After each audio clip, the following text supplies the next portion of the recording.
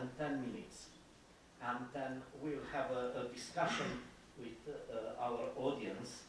And you don't have to say everything you have to say in the first 10 minutes, because you will have other interventions. So do your best to keep the time. I will try to be polite, but I can be very nasty as well. So let's start first with Radu Marian. He's newly elected member of the parliament in the Republic of Moldova. I'll not tell you more because you have the bios of all our distinguished panelists today. Here, Radu, please. Yeah, thank you. This is working. Yeah, it's working. Okay. Hi, everyone. I'm really glad that I'm here. Thank you to Magda and to everyone for taking the effort and the resources to bring me all the way from Moldova across the ocean. It's quite an honor for me to be here. So, yeah, I'll just sit down for you to see. Sorry. So, what I'm going to talk about are some reflections about how did I end up in the place I am. And yeah, hopefully we can discuss about this during after the panel.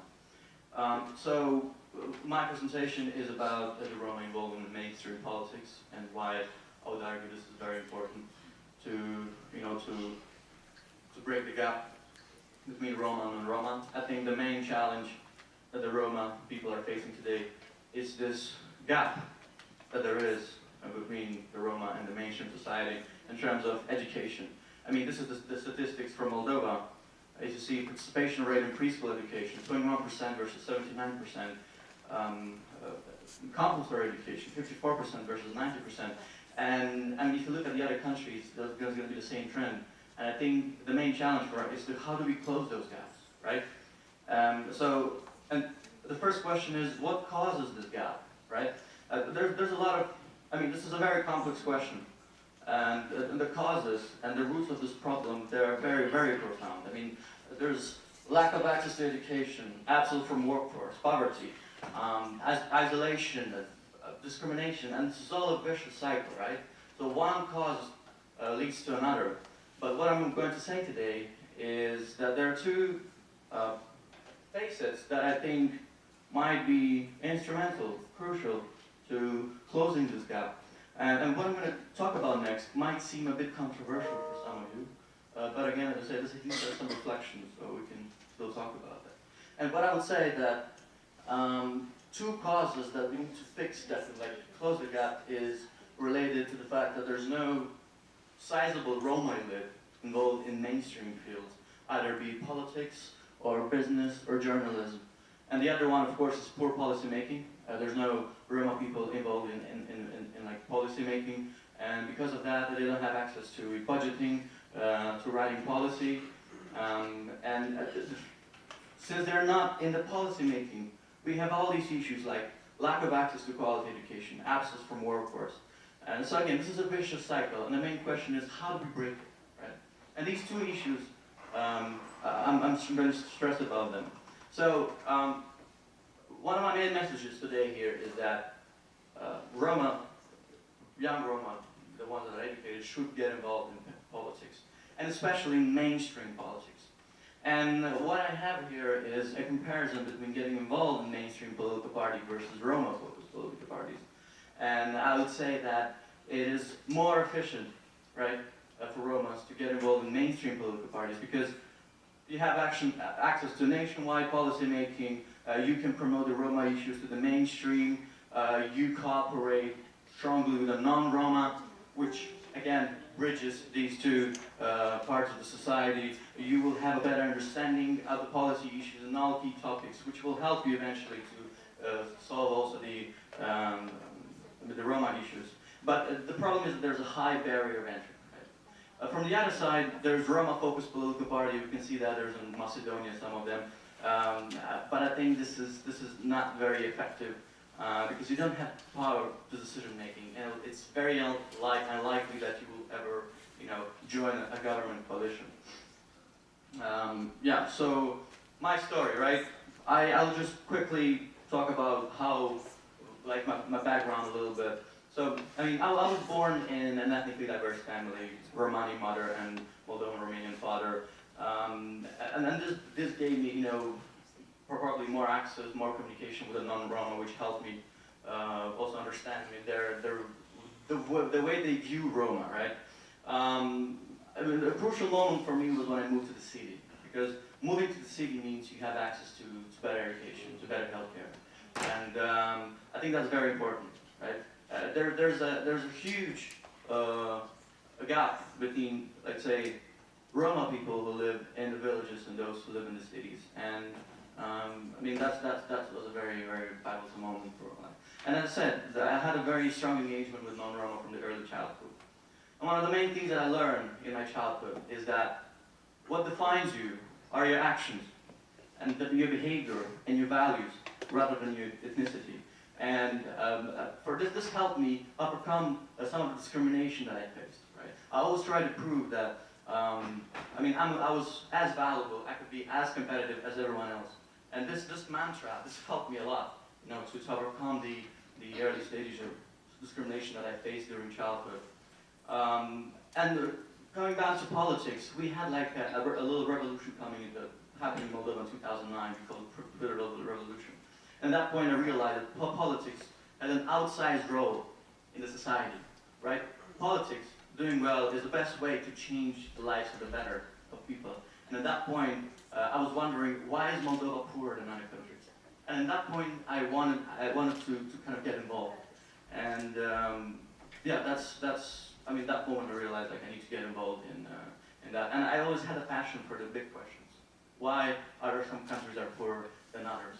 And I realized that the answer lays in the quality of the institutions, right? The economic development of a country, their education system is connected to the quality of the institution, which are influenced by politics, right? So that's why I decided to take up this path.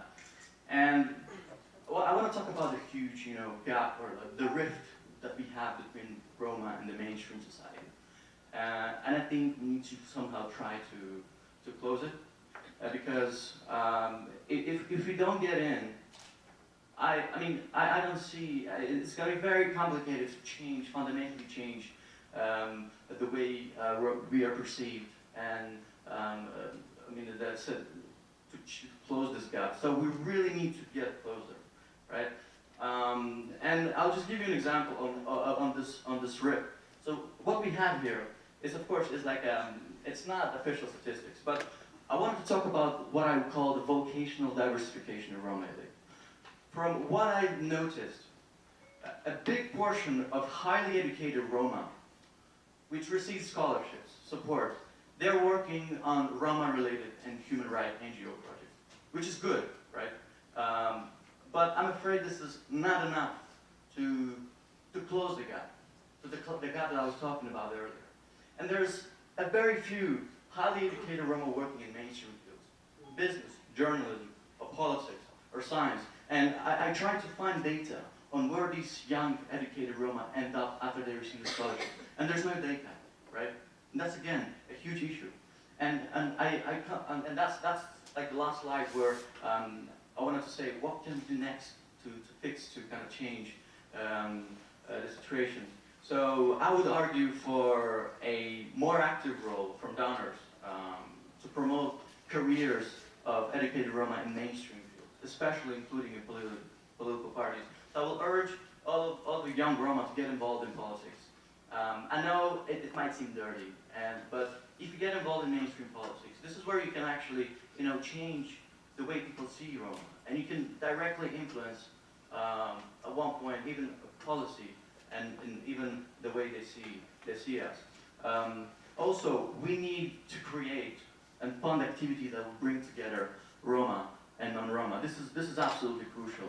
Like, we need to build these bridges. Also, we need to advocate for zero priority from policymakers to ensure 100% access to quality education.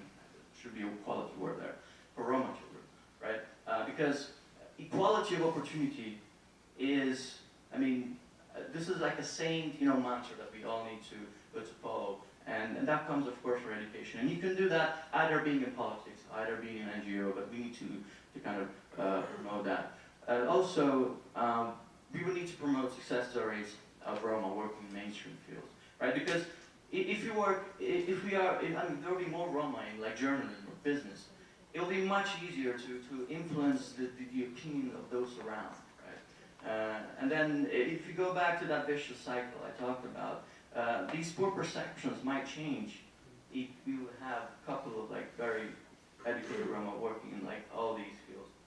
And of course, as I said, one of those problems is that there's no data on where do these young Roma with scholarships, where do they end up. So I mean, I would urge all the donors to kind of create this data. So I mean, that's what I wanted to talk to you about. Hopefully, there's some value in what I said, but again, we need to get involved. And I mean, the world is so complex. The world is so big. We're quite small. We need to kind of try to find a place in this very, very complicated world. I mean, there's global warming. There's the advance of AI, of machine learning. I mean, we have to try to stay relevant, and the only way you can do that is to kind of get into that mainstream, to get into the storm, and try to kind of change the way people see us. Thank you so much. Thank you very much. Thank you very much for your graduate. Our next speaker is Anina Chuchu, lawyer, writer, and activist from France. Anina, please. Thank you. First, I would like to thank Magda and all the organizers for giving me the opportunity to be part of this great event. I'm proud to be here. I'm proud to say that, Mom, Dad, I did it. I'm in Harvard.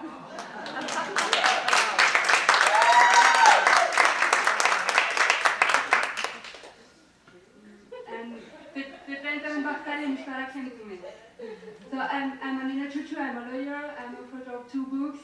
And I'm a grassroots anti-racist and for social justice activist. And before being that, I was born in Romania. I grew up in a very poor, segregated and traditional Romania area. With my family, we had to flee our country for escape from discrimination and racism towards Eastern Europe. And first in Italy and then in France, we faced yet again worst situation. We live in slums, in squats, even in a van, and we faced again racism and marginalization. So I will not come back on the structural, historical system of oppression that our Romani communities face all over the world, because the great panelists pointed out it yesterday very well. But I would like to share with you some experiences of self-organized political tools that I have experienced in French in my activism in the last year. And for us, as for other minorities in Europe and in the world, political organization is a matter of survival. So I will share with you 3 experiences. First, my candidacy for the senatorial election in France in September 2007, and it happened that I was the first candidate of Romani origin. Second, the current campaign that I'm organizing currently in France about access to education for marginalized children. And third, it was not planned for me to speak about it, but I had to. The very recent anti-gypsy attacks that are occurring in Paris, in the suburb of Paris right now. And all these experiences are about building power. Before entering in the details of my running for the French Senate, I would like to come back early in my life in 2014 when I was 24 years old, and I have been appointed honorary advisor by the Romanian Prime Minister on Roma issues. That is a very example of an attempt of political manipulation and expropriation of our lives by political mainstream power, a trap in which our people often fall, unfortunately. I have accepted this position with the illusion that I will be able to bring our voices, our hopes, our issues, and to propose solutions to the highest level of Romanian state. But a few months later, when I found out that it was only, or more like, a communication plan for the government, I patented to this and I came back to my people on the grassroots activism. Therefore, 3 years later, while as a part of my training to become lawyer, I was doing an internship in the International Secretariat of Amnesty International in London, and then the Green Party, the French Green Party, came to offer me a seat on the Senate. I was very suspicious and I refused. But they are my people, the people of my community, and the grassroots activists of our coalition who pushed me to accept, thinking that to have one of us in a position of power will help us to advance our struggles on a daily basis, fighting against police violence, intersectional feminism, environmental justice, access to fundamental rights. So I accepted, and I had a nightmare life between London, where I was doing my internship, and Paris, where I was coming back to meet politicians and build coalitions. And it's a funny thing, not so funny, because I had the bitter experience that even the Green Party, the pro-minorities party, when it comes to share the power with us, push it down.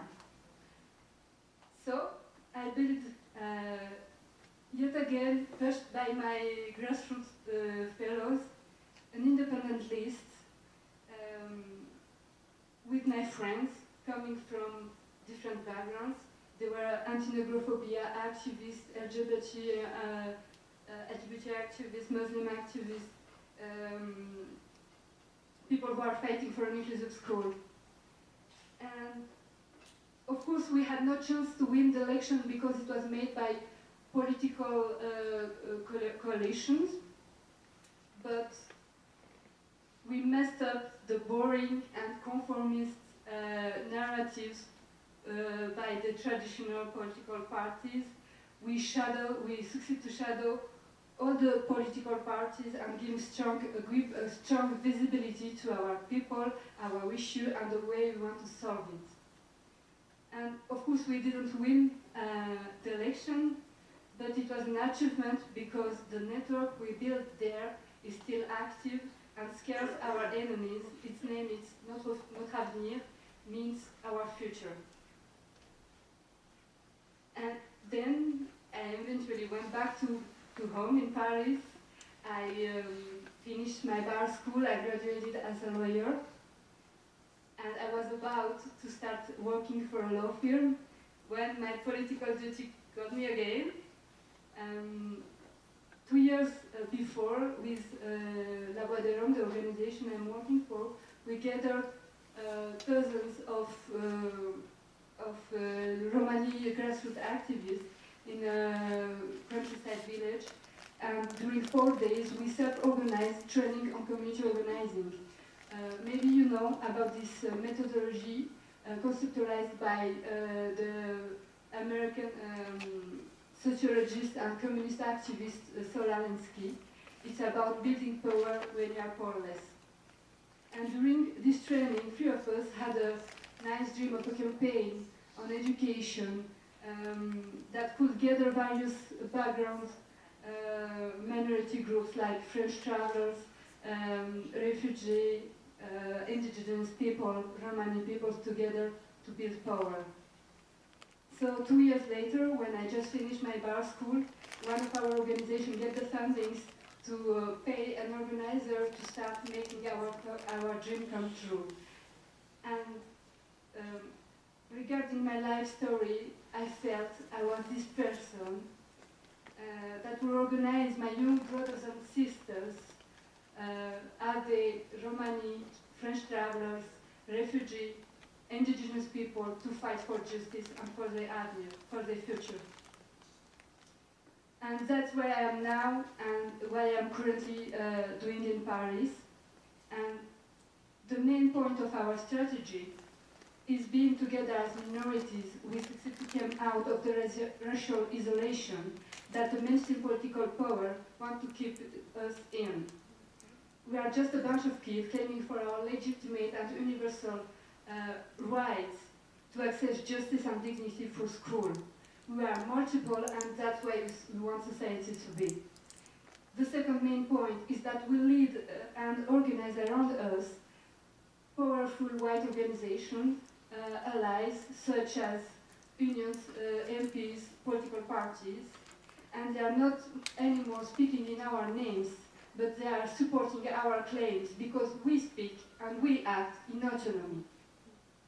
The third main strategical point is that we control the narrative about our stories and our lives, and we are doing this first by sharing among us our own experiences that are sometimes terrible. For instance, when a Guinean young refugee finds out that Romani people have been slaves for centuries in Europe. And the last experience I want to share with you, so I will ask for 3 minutes more because it's an emergency situation that is now occurring in Paris. There are people, there are violent anti-Gypsy attacks that are happening in the suburb of Paris, and it all started by a fake news massively spread in the social network, saying that Romani migrants are stealing their neighborhood's children. We had the last week in Paris attacks on Romani slums and squads with guns, knives, fires. People are beaten in the street days and nights. It was and still is a kind of pre-genocide situation. And one of the difficult points with that is that there are other people with other minority migrants groups that are led these attacks.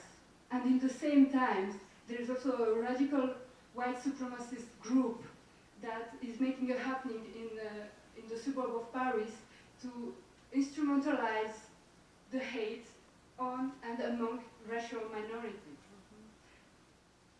And to address that, what we did with Romani organization first was to get very close with our pro-Roma allies in order to get quick and sustainable protection for our vulnerable people. And then, still together with these allies, we took control of the public narrative by having Romani spokespersons speaking on the mass media. Then we went back to the ground and organized a meeting in one of the main suburb city hall with leaders from different backgrounds, minorities, Afro-descendant Muslim people living in poor neighborhoods. And we called for a beginning of a solidarity movement and kindness to our Romani people who are in vulnerable situation.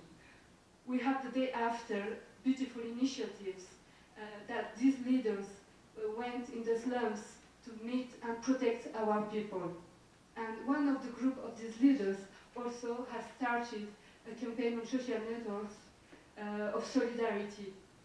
And they have spread around a message inspired by the Afro-descendant intellectual France Fanon, saying that if you are talk badly about Roma, you are talking about me.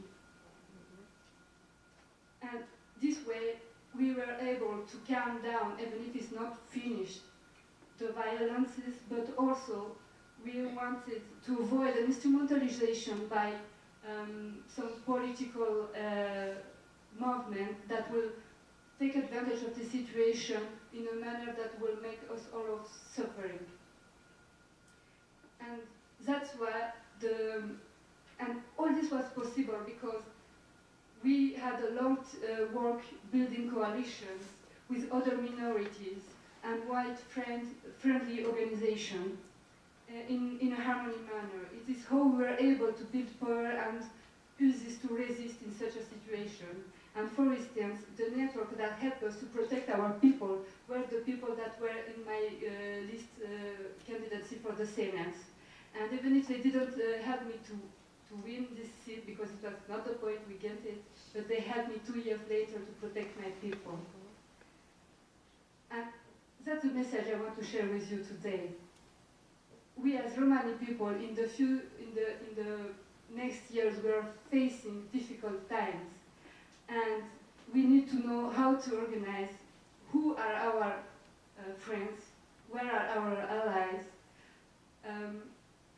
We need to know that our better future is not necessarily the ways that is designed by the mainstream political power, but we need to use our own resources, our imagination, and we need to stand by and close with the people who are suffering near us, because when this time will come, I will kindly ask you to limit your intervention, because it's the last sentence. Okay. Because when this time will come, and it's very soon, it will come for all of us.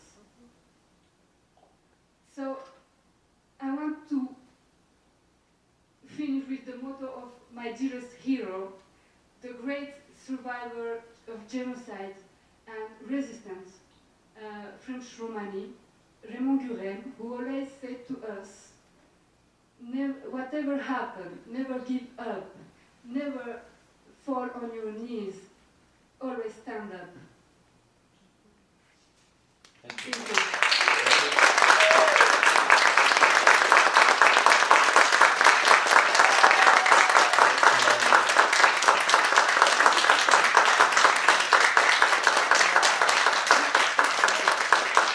At the end of the panel, we'll come back with Amina. We have a very We'll ask kind you to take request. action Yeah, to show on this. solidarity with our people in France. Exactly. I'll invite now our panelist from the US, George Eli, who is a filmmaker and Roma activist here in US, to start his presentation. George, please.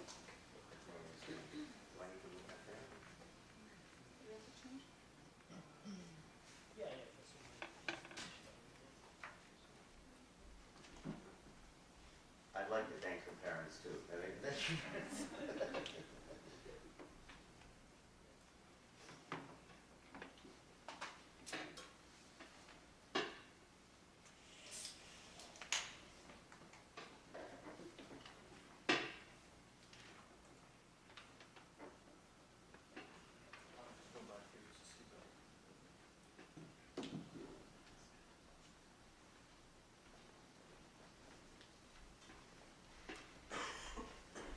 I'm going to read from a speech instead of just talking like I usually do, in order to save time for the panelists, to keep it to 10 minutes.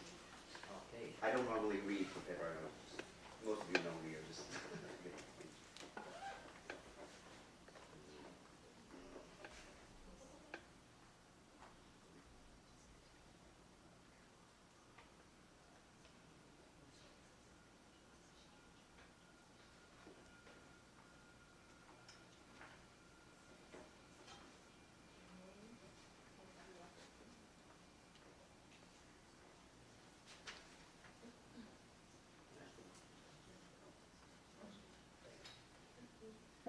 sorry about that. You're a filmmaker, there's always technical difficulties. Okay, first I'd like to thank Magda for this opportunity and the XFP Center.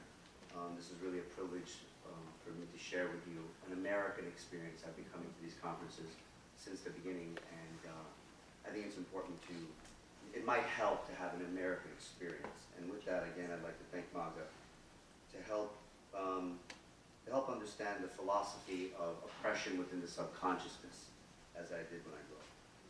So, as I'm sure many of you know, that most of the American population today descend from the Great Migration. And the mass majority of those immigrants arrived from Europe. But it's also important to understand that most of these brave immigrants did not come to America simply for adventure. Most of them came to face escaping government oppression, financial inequality, and in a lot of cases, discrimination against their cultural and religious beliefs.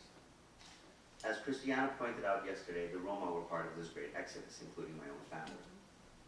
But as an American, we did have very, very different experiences against our brothers and sisters in Europe. Yes, there was some racism. A lot of Gagés would treat us like criminals.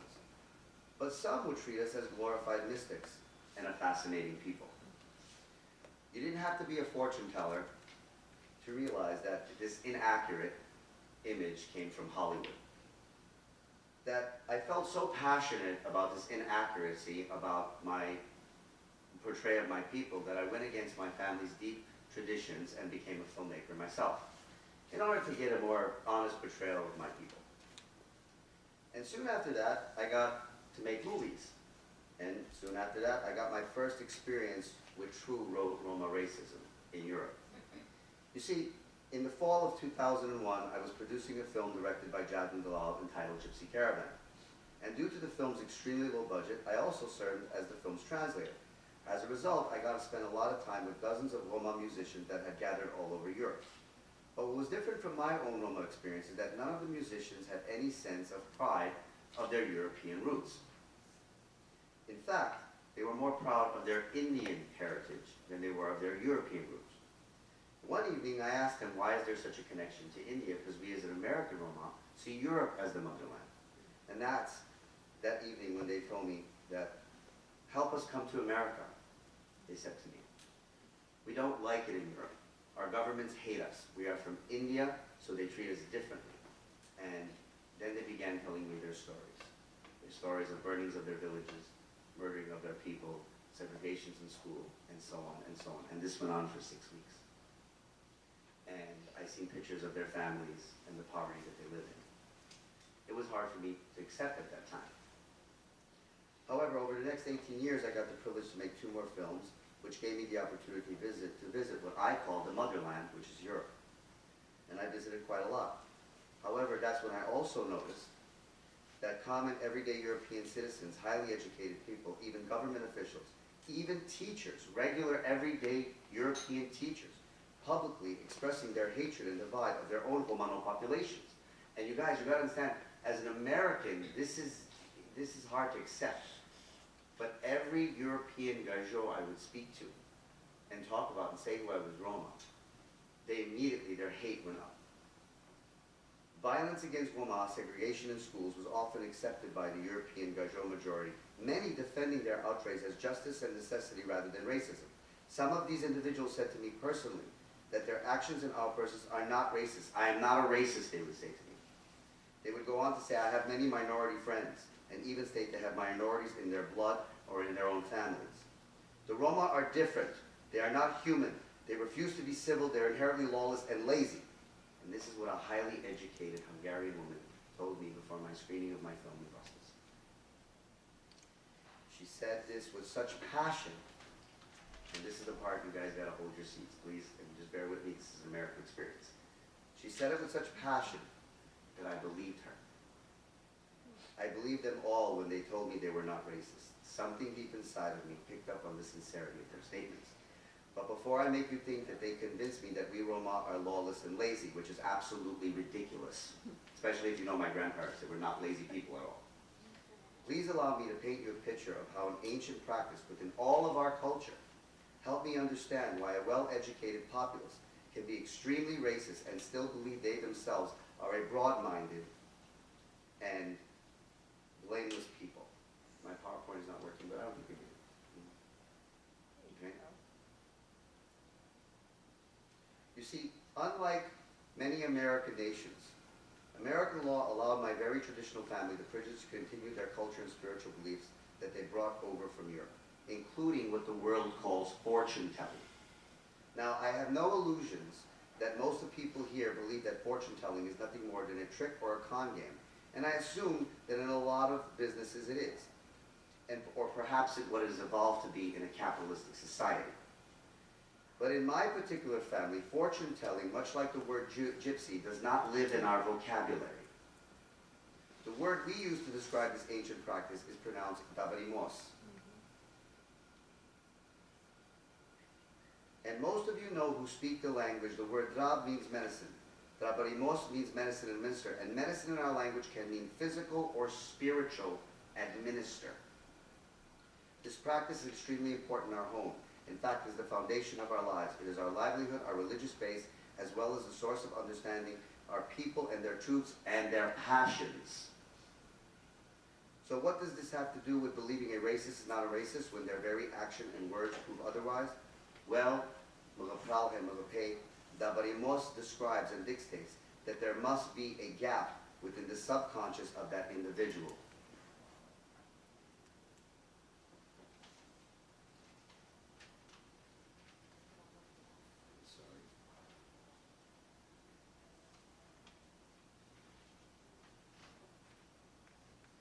Dabarimos teaches that the subconscious is what we experience unconsciously. For example, a young child may witness a policeman questioning an individual. Now, he will consciously be aware of a possible crime, but subconsciously he will experience other data, like the criminal always seems to be in a dark-skinned Rome. The same ones that my parents warned me about. The mind will force a theory, and based on his environment and simple math, he will conclude an answer and then passionately believe that theory, especially if there's no other counterpoint. To him, it has now become fact, and it's very difficult to remove that fact. But where are the subconscious gaps that are missing? To find the answers, I wanted to look into our largest minority here in the United States. America has an oppressed population with its largest minority. America has plenty of racists. So why is the experience so different? Why is the Gagé in Europe so shameless about their hate? I knew as an American that legislation alone cannot stop racism. It can only set the climate for a future society. And within that climate, artists, filmmakers, musicians, activists start to shape their art and their laws around that legislation, which as a result sets the tone for a new society to evolve around. The more I spoke about this and the more I studied my African American brothers and sisters, and the more I spoke about it and the more I studied it, I discovered films such as Gone with the Wind in 1939 and a TV series called Roots in 1977 drove me into an African American experience. Combine that with my third grade education where I learned about slavery, the civil rights movement, fictional heroes like Fat Albert, and role models such as Martin Luther King, I found that my surroundings was unknowingly filling my subconscious with important data. So when I see a policeman pull over a black man my first instinct told me, yes, a possible crime. But secondly, in my subconscious experience, my education concluded oppressed people and our past government laws are to blame, which instantly calms down my confusion and therefore my hate and divide. Looking further, I also discovered that students from the UK to the Ukraine, from elementary school to high school, do not learn about Roma slavery, as my sister pointed out. Evolution on the continent. In fact, European students learn about our U.S. civil rights movement, then their own oppression within their own lightest minority, which is Amea Guma, which forced me to ask myself, which I'll ask you a question today. What if American schools did not teach African American oppression? What if Hollywood did not demonstrate an African American experience? How would I, as an American, deal with the ugly statistic that 34% of African American men are in prison in the U.S. than any other minority? What would I feel about African American women who are 65% more likely to be single mothers than white women? This is unconceivable to think as an American. We have two gentlemen from Kentucky to ask themselves that question. I'm ashamed to admit that I don't know if I would not have conflict inside. I don't know how I would feel without that gap. The theory begged another question. What is taught in Europe about Roma in the early grades?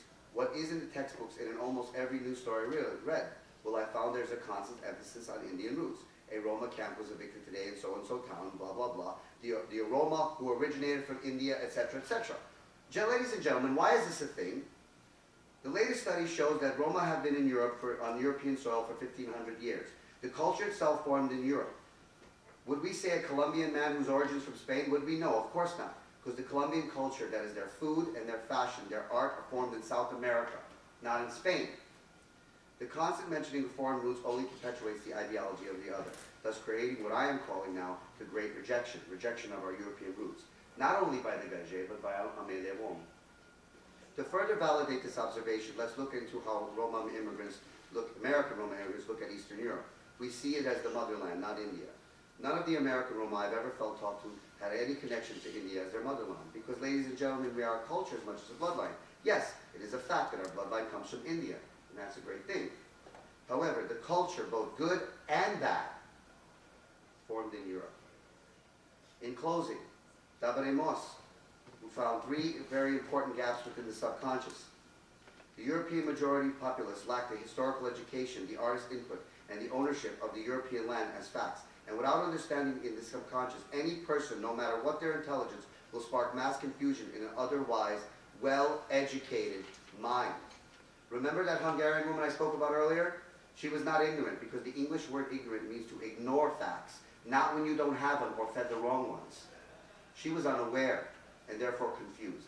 And as Dabarimos teaches, confusion begets anger and eventually hate and defy. You see, my friends, we need the empathy from an art movement. We need to take ownership of our European roots, because if you don't protect something as strong, if you don't feel you own it or belong to it. We need a mandatory Roma studies in classrooms. Since our cultural fabric is threaded in massive European history, oppression and rejection for centuries, what can be done? Last night, the RMI screened Atrium, a film that depicts Roma slavery in the backdrop. We also spoke about a new adventure book that hopes to create a Roma superhero. And in 2018, at the RMI, we committed to donating the academic copy of Searching for the Fort Nail, which is costing me a lot of money, but this is more important. As well as the study guide for teachers, with the hope to give away 250 copies to schools all across the state of Connecticut, with the hopes to make it eventually free to every teacher in the United States. But I can't do this alone. I need your help. Yesterday in your gift bags, you had a copy of the academic copy of the film. You can watch it, fine. But please, go to your school, give it to the school, and ask them to teach at least one more class. We need to fill in the subconscious gaps that my Dabarimos, you guys as Dabarimos, taught me and made me see why this is such a hate and divide. We need to fill in those gaps, and it can start here today. Thank you very much. Thank you very much, Bill. Right now, Anna, please, if you can move right at the corner there.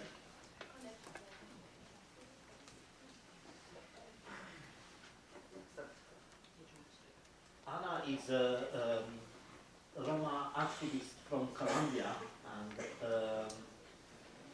I have to confess I am really thrilled that this event brings together our brothers and sisters from such a diverse background and geographical areas, because that's one way how diversity shows and teaches us a lot of experiences, and that's how we learn from these diverse experiences. Sometimes because of Romani movement being a bit too Europe-based, we are also too much centered on Europe. I think there is a lot to learn from our brothers and sisters from all over the world. Let's hope that in the future we are going to have our brothers and sisters also from Australia, and why not as far as East Asia as well. So we can have a really global diaspora meeting.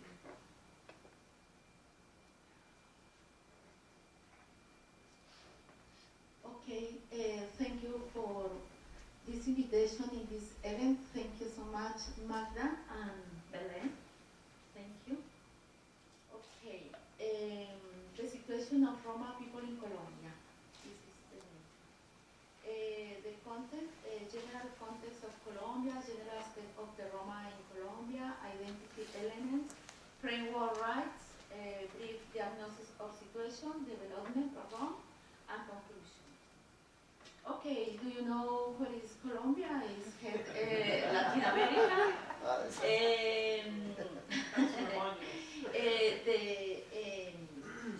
The general aspect of the Roma people, there are 4,858, and it's very important because in Colombia there are 11 communities called Company, and is in Compañía Sabana Larga, Compañía San Pues, Compañía Sagún, Compañía San Pelayo, Cúcuta, Girón. is in the map you can see where is the campaign. Okay, it's very important what are identity values elements are in the people Roma in Colombia, identity elements of Roma, mother tongue, Romanes, chief, own justice system, Kiril Homai, Chia, codify agreement made to work together, equal work, equal payment, a concept of space and time, here and now. Aquí y ahora, in Spanish, Akanata y Kata, Romanes, nomadins. In the past, we traveled a lot and we used it to live in the towns. Nowadays, several families live in each house. Family and culture values, zakono, culture, respect to the elders, verbal agreement, peace and solidarity. Ancestral practice, music, dances, song, oral tradition, traditional clothes and design, special gastronomy, handicraft in the Cooper. Okay. Legal rights is very important because in Colombia approach develop legal rights is very important. For example, Indigenous and Tribal People Convention 1989 is very important in the Roma people. Political constitution is there are articles to defend the rights the Roma people and another ethnic people like indigenous people, Afro-descendant people, racial people. Law 1381 is very important because the Romani language shift is in this law.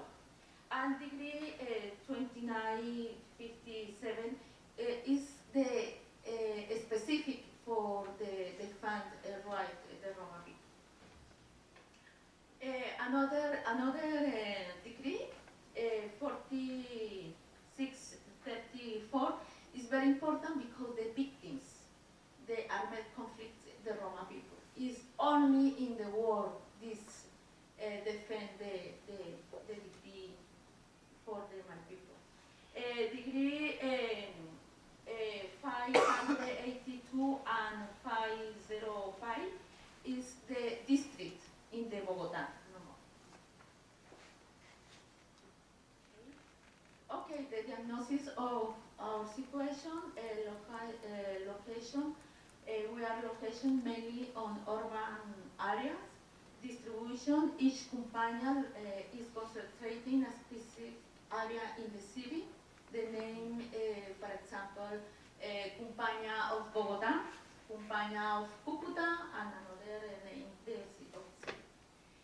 There is evidence of high rates of poverty,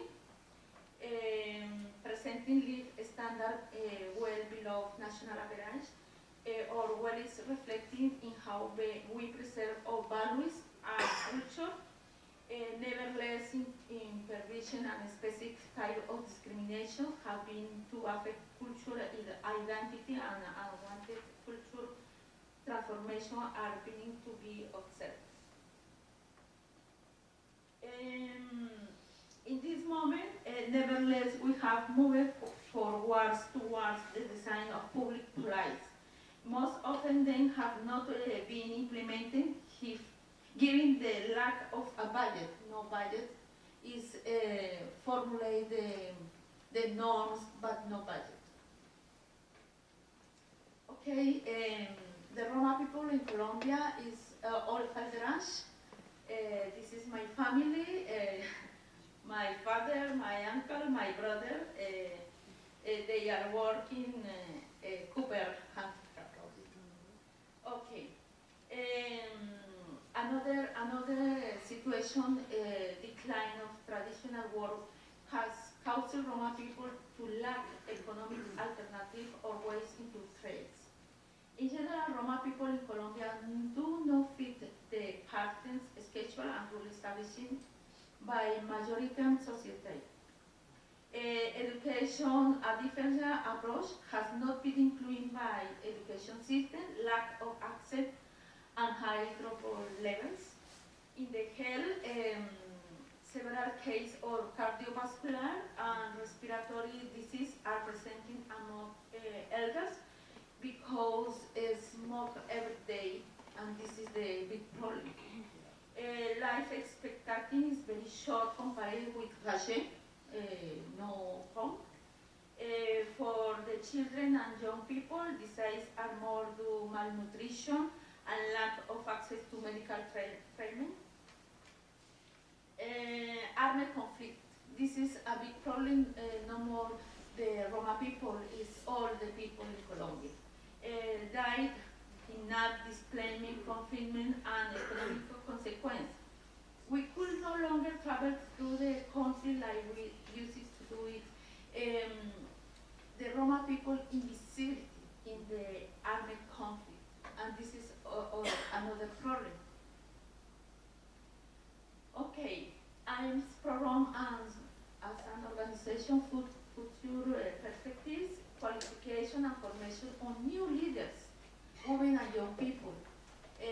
It's important to think the change intergeneration is very important. A definition of a strategy to activate SCOPRA. SCOPRA is a big organization in America and another organization in the America.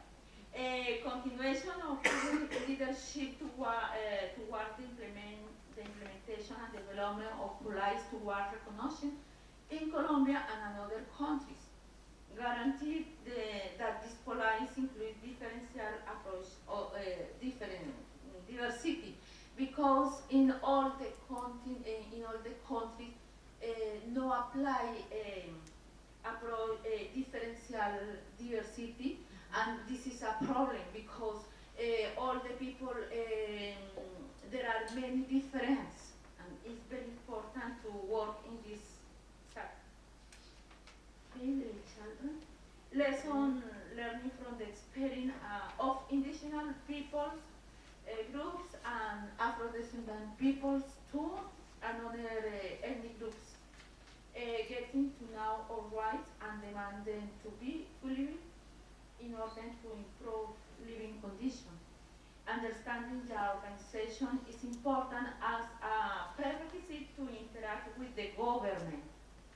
Work together is very important because the unit is more force. Improve skill and qualification in the leaders, Roma leaders, because no tienen acceso, no access to the education.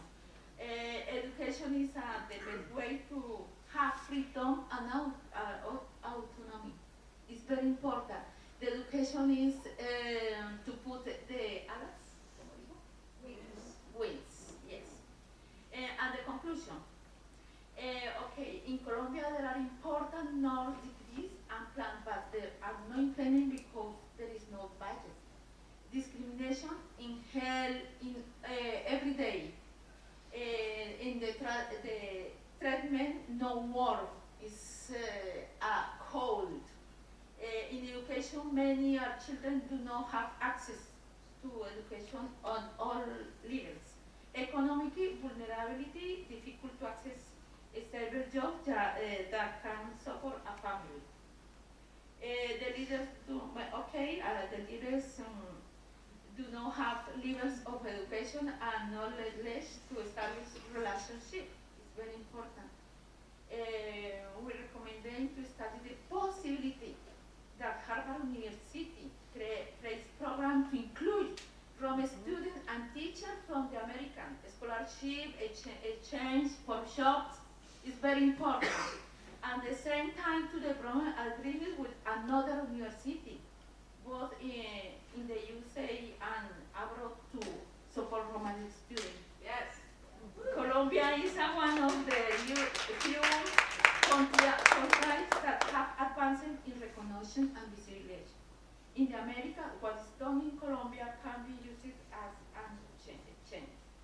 Okay, nice to get back. In this moment, I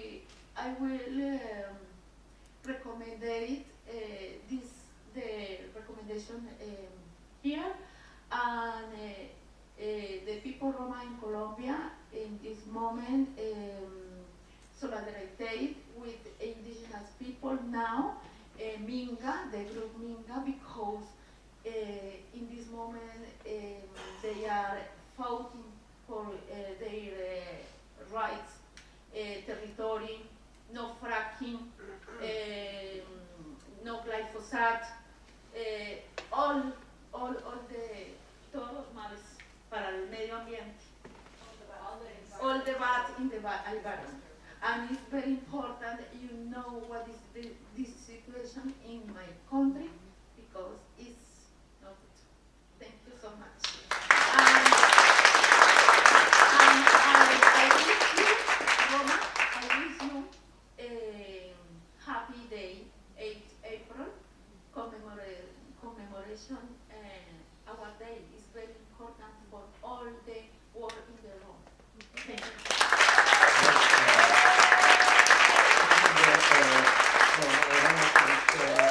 South America, that gives a very good perspective on our global presence. Now I will invite our discussant, Aurora Vergara, to provide us with some feedback to the presentations we received so far, and then we'll have a dialogue with our distinguished audience. Aurora, please. Good morning. Thank you for your presentations. They were very insightful. This panel is bringing many experiences, tactics, opportunities, strategies of organization and mobilization of Roma people in 4 different countries. So I want to emphasize that because we're hearing from Moldova, France, Colombia, and the US.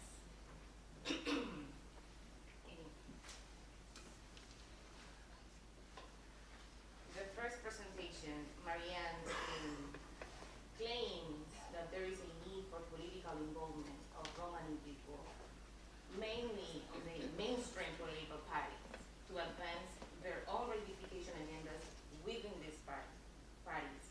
He's asking, as I understood, that people should make strong connections to this way of making politics and then advance their own reification agendas within this space.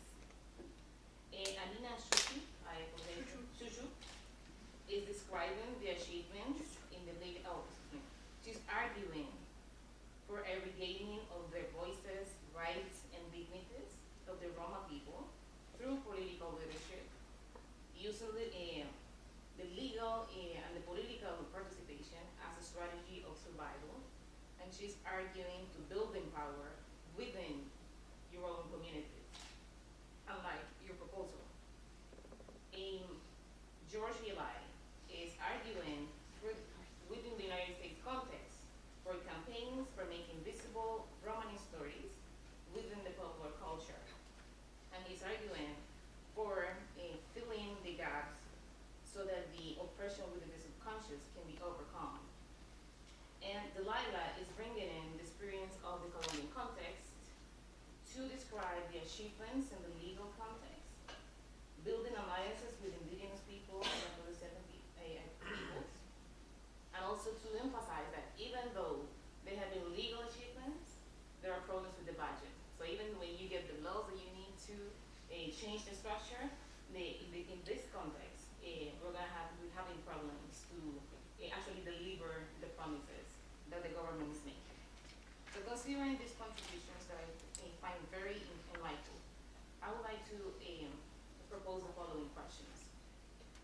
Marianne, it seems like you are building the case for social integration. And you are arguing that if people get into mainstream political parties, they will change the idea about the Roma people. When you are arguing that, I think about Audre Lorde's arguments when she says, the tools of the master does not necessarily will dismantle the house of the master. So considering your argument and her argument, I was thinking, is that the argument that you're building? Is that the only way to go in political participation? And how do you see your argument vis-a-vis her argument and her experience in France? also thinking about President Obama and in the context of our descendant population, that even though we have a president, after that we see the outcome. So how do you see that playing out with your argument? And considering your argument in Shushu, Anina, how do you want us to take action? How do you see the platforms of the people from Canada? How do you see platforms of people in the United States that we're saying we can promote media campaigns and we can do something? How do you want us going to support your work? Eli, George, I find it very interesting, and I want to make a question about one of the arguments of your project. Do you think that claiming a Eurocentric narrative of the formation of the Roma culture wouldn't contribute to the very same white supremacy that is oppressing the people? And Delilah, do you think that a transnational call coming from here will make the Colombian government actually deliver the promises that they made like 7 or 8 years ago? That's the question that I have for Dalila. Las promesas del gobierno colombiano. ¿Cree que un acuerdo aquí, como un llamado transnacional de este espacio, va a llevar a que el presidente pueda cumplir, o el gobierno colombiano pueda cumplir los acuerdos que se han firmado y las leyes que se han firmado promulgadas en los últimos años? Okay, so these are the questions that I have to begin the conversation with this panel. Thank you very much, Alora. I would like our distinguished panelists to try to answer these questions as briefly as possible. Let's say not longer than 2 minutes each, so we have a space and time to engage in a dialogue with our distinguished audience. So, yeah. It's working, yeah, working.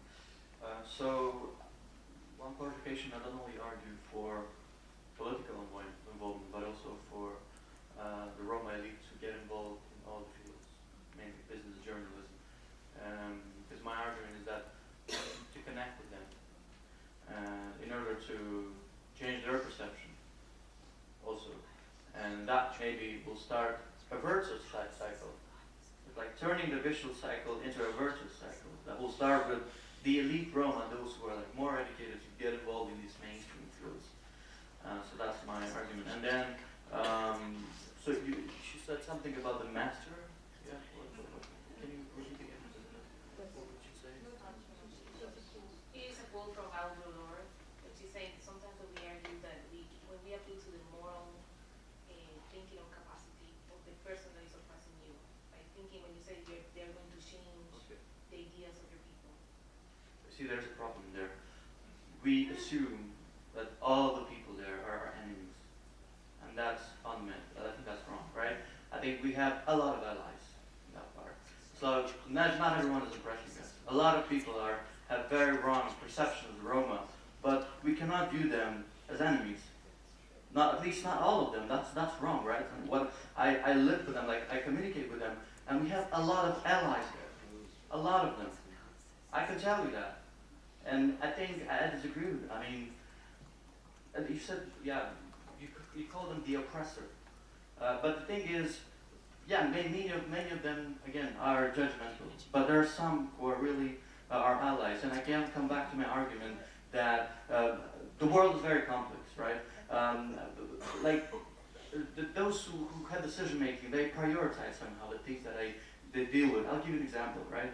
I was responsible, 30 seconds and I'm done. So our party was the first ever political party in Moldova who included in their electoral program a paragraph about Roma. A paragraph. And that program was 40 pages, right? So just to give you an example, how complex is the word? And mainly the fact that you have one paragraph of Roma in the whole electoral program is a progress. But I'm just telling you that there are so many issues that the mainstream world talks about. It's hard to get in, right? We have to fight to stay relevant. And if you assume that they're all oppressors, that's not going to work. Thank you. Thank you. structurally, I like dissent, yeah, because dissent is a way to improve our knowledge. So the next speaker will be Anna, if you can. Yeah. Thank you. I will come back to the question of Mariam. It was not clear what I had said, but I will come back to that. First, yeah, so how can we act today, first, and to react to this current crisis we face in Paris? I would like to ask you kindly to take part of the social network campaign that is currently now spread in social networks by showing our solidarity with our brothers and sisters who are in vulnerable and terrified situation in Paris by simply taking a picture with one of these sheets and put it in the social media networks and tag La Voix de Rome or Alina Chuchu so we can share also with our French people there. That is the first thing I will ask you to do if you are okay with that. And for the long terms, the main point of my presentation was that if you want to survive, and we have to resist all together with the other minorities that faces also oppression close to us, and of course with also the white friendly organization. I'm fully aware that not all the people there are our enemies, and we have to build coalitions with them because we have to find the allies with whom we'll resist to such crucial and critical situations that are coming and that we are facing right now in Paris, for example, but also in other parts of the world. So, all the point of the methodology we are using is building power among our communities on the grassroots level with our young Romani leaders, but also with, of course, the others, minorities, Afro-descendants, Muslim people, indigenous people, LGBT people, anti-racist people, and so on, and to create in our own ways, using imagination, using our own resources, and that is the point that I agree with the quotation in one point, is that the ways that are designed by the mainstream political powers that are structured in our society are not always the best for us, and we have to find also our own ways, use our own resources, because we are a people of resistance. And we always been and we will always be resistant. And I know we have this power inside of us to make it happen, to resist and to make it happen also for all the society. Because, you know, yesterday we had something that there is a point of not being Roma, it's a value of not being Roma. I am proud to say here today, it's a value to be Roma in our society, and we have so much to bring to the mainstream society. Thank you. Thank you.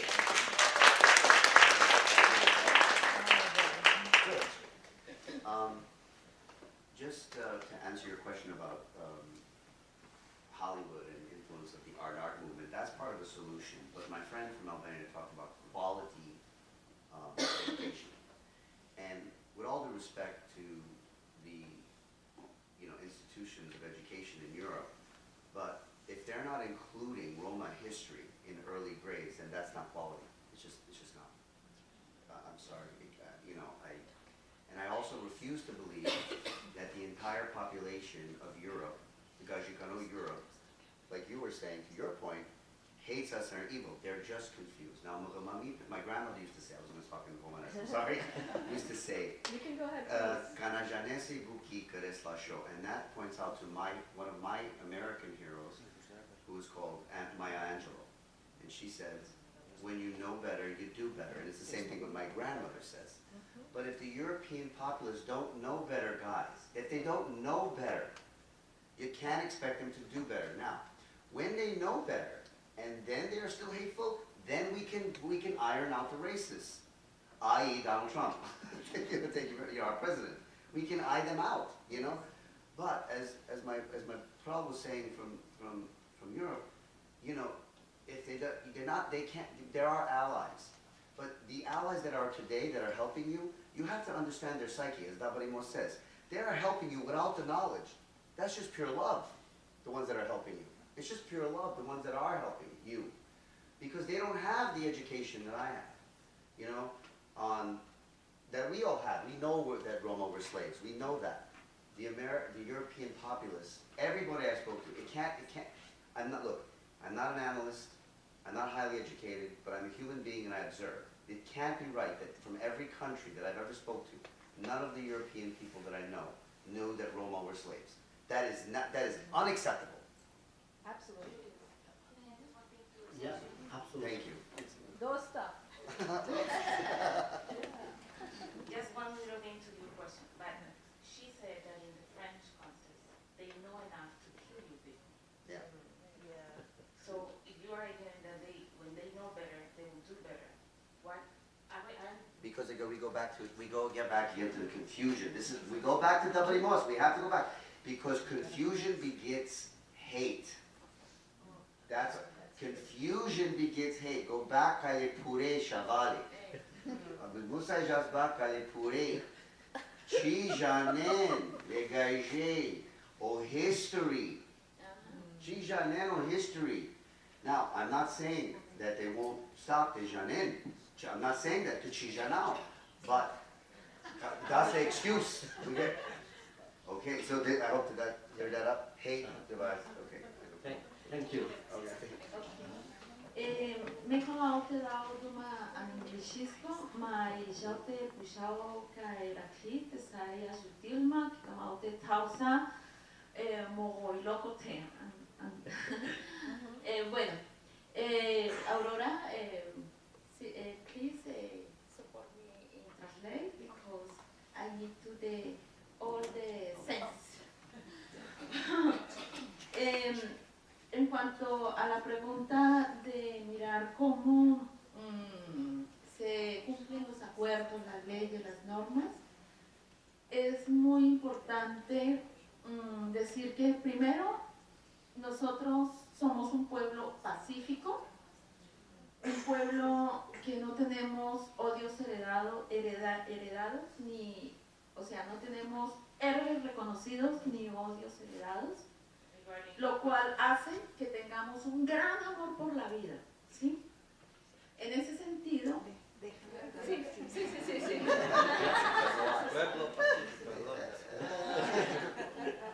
regarding your question, the first thing that I have to say is that we are peaceful people, that we don't have accumulated hate, that we don't have heroes. Nosotros no podemos tomarnos las carreteras, estar en, ¿cómo se llama? De hambre. Okay, we are not blocking the roads to make protests or starving to death. Or starving. O sea, aguantamos. Yeah. ¿Cómo se dice? Sí, hunger strike. Exacto. Siempre lo que hemos hecho es tomar la ley que hacen los gallés. What we do is that we use the laws y decirle a ellos, ustedes están violando la ley. that non-Roma people use and that they propose so that with their own laws we can tell them you are violating the law. Y en ese sentido, este gobierno no va a cumplir nada de normas. Los indígenas están en este momento, ya llevan como casi un mes en la lucha. Y eso hace que sea muy difícil de que se cumplan las normas, o sea, que haya implementación. So the government is not going to implement the laws. For example, now in Colombia there is a massive protest from of indigenous movements that is going to be close to 1 month, and they are demanding the government to deliver the promises that they have made to indigenous people.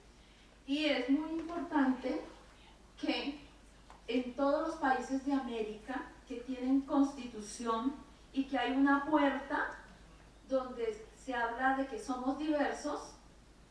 So what I think is that using the constitutions across the Americas, but there is this gay or in the preambles where they say that they value diversity. Se pueda formular e implementar políticas públicas para todos los gitanos en América. We can use that to formulate public policies in Latin America. Y nosotros podemos ser parte o somos parte de la nacionalidad de este continente, ¿m? Porque hemos contribuido y hemos aportado a toda la formación de las naciones en este continente. We are part of this of all the nations of this continent. We have contributed to the building of all the nations of this continent. Somos parte de América. We are part of Americans.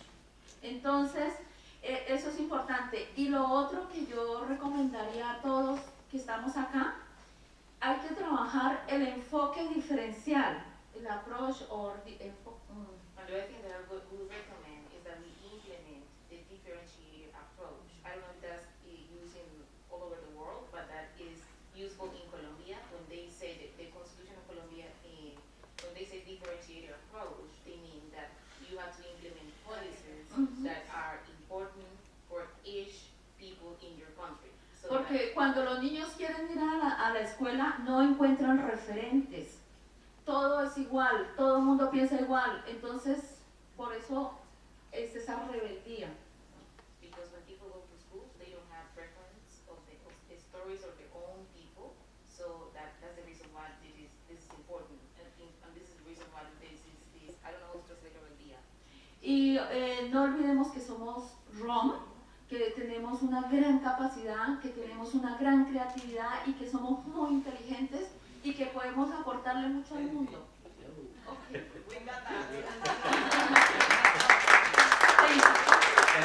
Thank you very much. We have four fabulous speakers today underlining different strategies for mobilization that are all valid, are not necessarily mutually exclusive, and I'd rather give time and space to our distinguished audience. I see lots of hands. So. There's a lot to unpack there. First I want to, you have to bear with me because there's going to be a comment and a question in here. So, If it's not very long. The microphone. well, it might be. George, this notion that dacă penaslinga, punsam, hai si kabaslinga, punsam, atunci placealinga amenda, right? No, In other ci words, già nas hold on, so hold on. So if we raise awareness and Yes. educate the Gaijé, because they're merely confused, in your opinion, then they were like, right, that's the whole premise behind multiculturalism and diversity and all of that, and that's false. A, it puts the burden on the minority to educate, and B, no matter how much we show them who we are and educate them about history, they're not going to like us, and they're not going to include us until we make it costly for them to keep excluding us, right? Because there's a benefit to white privilege. They are benefiting from this. It's a system that they benefit from every single day. So that's the first point. The other point goes to Radu, which is, I think when Aurora was talking about the oppressor, we're not saying that, we're not individualizing racism. We're not talking about direct one-on-one racism, the kind of Trumpian racism. We're not calling white people evil, Gaijé evil, or the enemy. That's not the point. We're talking about a system. We're talking about implicit bias where you can have the nicest white woman, probably in an anti-racist struggle, when she sees a black kid down the street, she might clutch her purse. That's not, we're not talking about, oh, you're white, you're evil. Obviously, we all work in these institutions and we cooperate with white folks every single day, as draining as that may be.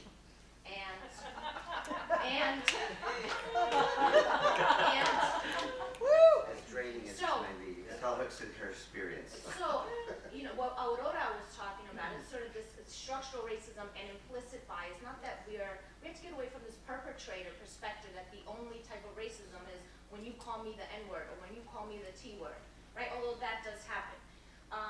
The other question was to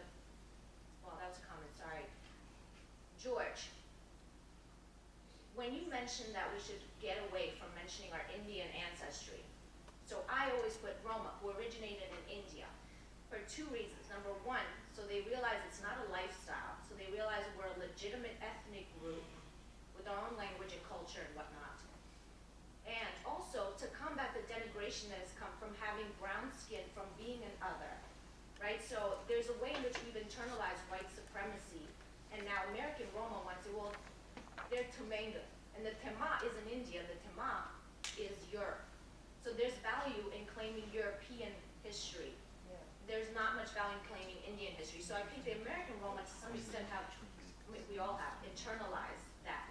So my question to you is, can you imagine a robust, progressive movement for African Americans where they didn't put in African? They just said, well, we're just Americans. Can you imagine that, where they didn't emphasize the Africans or their roots? No, I would prefer, so I would prefer to get the questions first. Short-term memory loss, though. Well, I give you a pen in case you just want to, Victoria, please. It's a question that I have actually for everyone here, and it's a question that I think about all the time, which I think relates a lot to this discussion, and it's something that I don't think that we have solved in movements in general, which is the question of how do we create allies? Because we often say, well, people want to be allies, and then we say, well, now we have white saviors coming in to take over movements. And then we have people that have the best of intentions, but in practice are doing things that are delivering the reality of the narrative that maintains oppression. So how do we, and I think we should lead, it's not our responsibility to educate, it's absolutely not our responsibility, but it's in our best interest to define the terms of what allied relationships are. So I'm curious, how do we invite people across all movements to become allies and establish that? And I'm interested in everyone's answer. Yeah. Thank you. I see Rita and Lela, and then we'll have here other three. Hi, this is a fascinating discussion. I try to suppress my urge to talk, but I do want to say one thing, because there are so many amazing people in this room. And what I want to do is not to convince you, but just maybe shed a different light on the world of politics. I think I'm one of the really privileged people who have power positions in NGOs, in governments, and in the multilateral world. So I'm speaking from experience.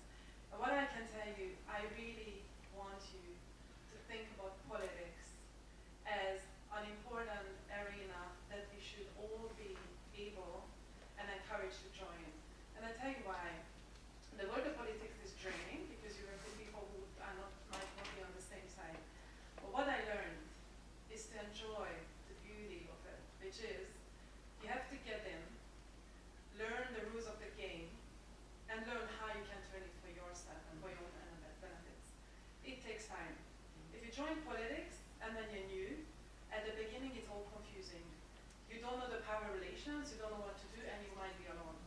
But once you master the rules, which comes with time, believe me, you can twist and turn it the way you want, and you can make it to work for yourself.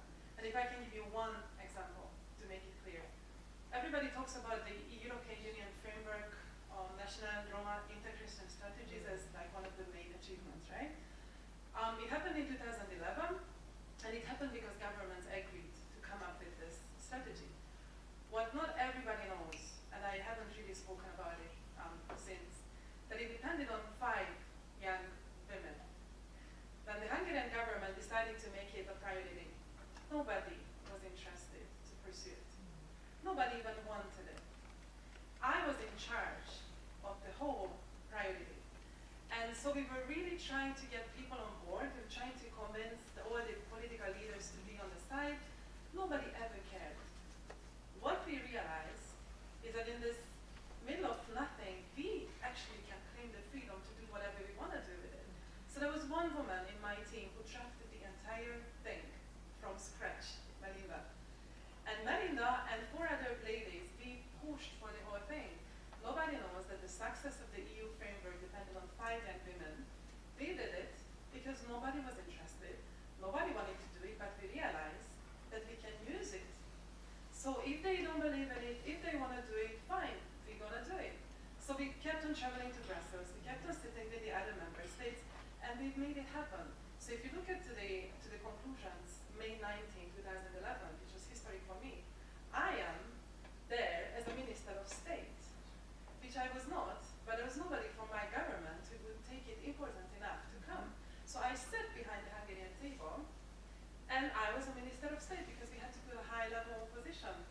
because you just can't sit there, you know, if you are like not in that position. And this is just one example for you that even if you join a political party, you join the government, and I really want you to consider, and that's why I'm battling with these young women here, because I want them to do it, I want them to consider it. At the beginning, it's difficult and draining and discouraging, but stay there, learn the rules, and change it to work for you.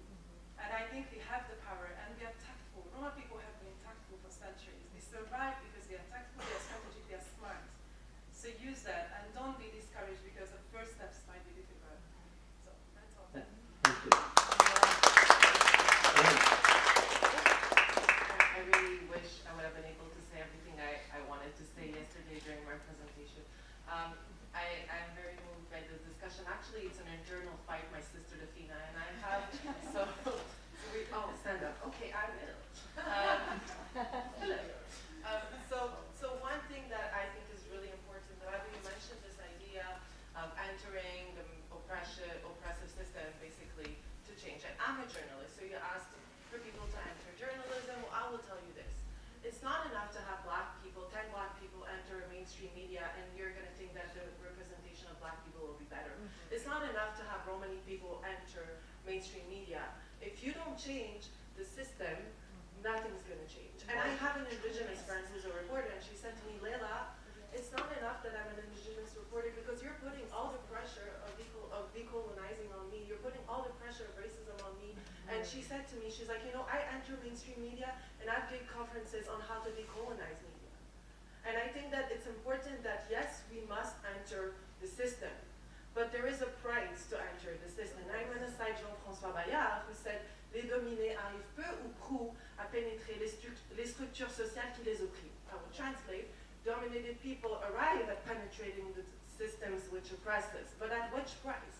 And the price, if you think of Edward Said, he talks about the resistant intellectuals and he talks about the screen intellectuals. And the question that I'm asking here is basically, what happens when you have the Roma elite entering those systems is that in order to survive, you will end up by whitening your speech so that you don't, I'm sorry, it's true. You will end up whitening your speech so you don't make the white person feel bad. And that's white fragility, actually. White fragility, this idea that white people feel bad all the time whenever you basically dare to say how oppressed you are. You dare to take a space. Therefore, people want intellectuals. They want Roma people. But what kind of Romani people do you want? Do you want a Roma person who's going to tell you that what you're doing is great and amazing? Because the people who come from the most struggling part of society have this on their heart. And they want to change. And it's really hard, I'm sorry. Like, I don't think it's fair to ask us all the time to, like, adapt, you know? I mean, it's not fair. We shouldn't have to always adapt our speech. Like, you have to give us a voice. It's important that you listen to us. And yes, it's great to enter politics, but people at the top need to hear us out. Because it's not enough. I'm sorry. We'll move here to Ethel, gentleman in the back, then here. And yeah, we do have a coffee break, yeah. So I am not necessarily willing to interrupt this wonderful discussion for a coffee break, but you know, I do this with the implicit acceptance of yours, yeah, that we continue the discussion. If you really want to stop, you know, we can do it, but I think it's more important to have. I kindly ask you also, besides statements, which should be really short, do focus on questions to our panelists, because I want also to give them time to reply. Okay, so Nitti has a question, and the two of us have been chatting, and I mean, all I have to say is I want to, you know, support everything that everyone on that side of the room has said, because I think it's really important to really point out the ways in which, you know, when we talk about, and I think this is important, Marianne, and I have a question, because part of it is, when you talk about a Roma elite, first of all, I mean, we're all here in the room, right? Second of all, I'm not sure that I want to claim that anymore.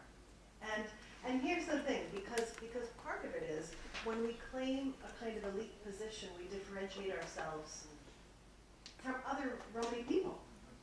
And it's extremely disrespectful to think about kind of our position as elites outside of the people who produced us.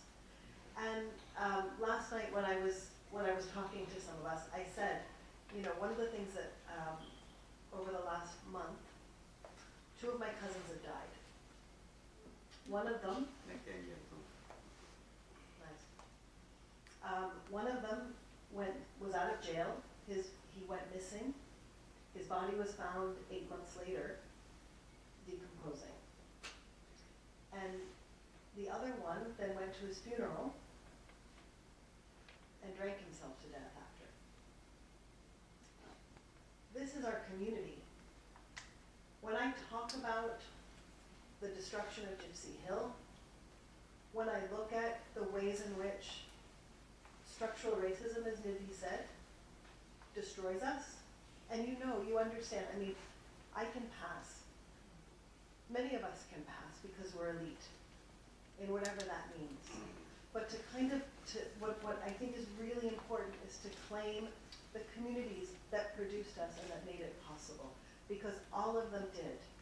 My mother's 5th grade education made it possible for me to have a PhD. The drug dealers, the people who are our brothers, our sisters, our aunts and uncles who are begging, you know, the people who are doing things to survive are what made it possible for us to be here. So we cannot, I mean, I'm really against claiming eliteness, and what I think is really important is to actually, as Nidhi said, right, as you on the other side said, this is about racism. It's not about bad white people or good white people. It's a structural arrangement that has worked over centuries, over a millennium, to keep us in a particular position for which people profit and which people actually, their survival depends upon. Right, remember Sheila and Meme, right, necropolitics, their survival depends upon our death. So it's really important to think, what does organizing look like in that, right? So when Aurora, and I'm talking, and I know but Aurora says the master's tools will not dismantle the master's house. Right, Audre Lorde was right about that. And then when we think about the kinds of models, and I think all of us are talking about education, yes, and it's really important to do that, but part of it is also, Magda yesterday talked about reparations. And I said jokingly, and I'm going to be very honest, right? People are like, oh, you know, Romani pickpockets. Picking a pocket is reparations. And, right, so that's Jordan. And there are ways in which we have to think about what it means to claim reparations, what it means to actually call for ourselves. La Voix des Femmes is doing it. Like, all of you are doing it.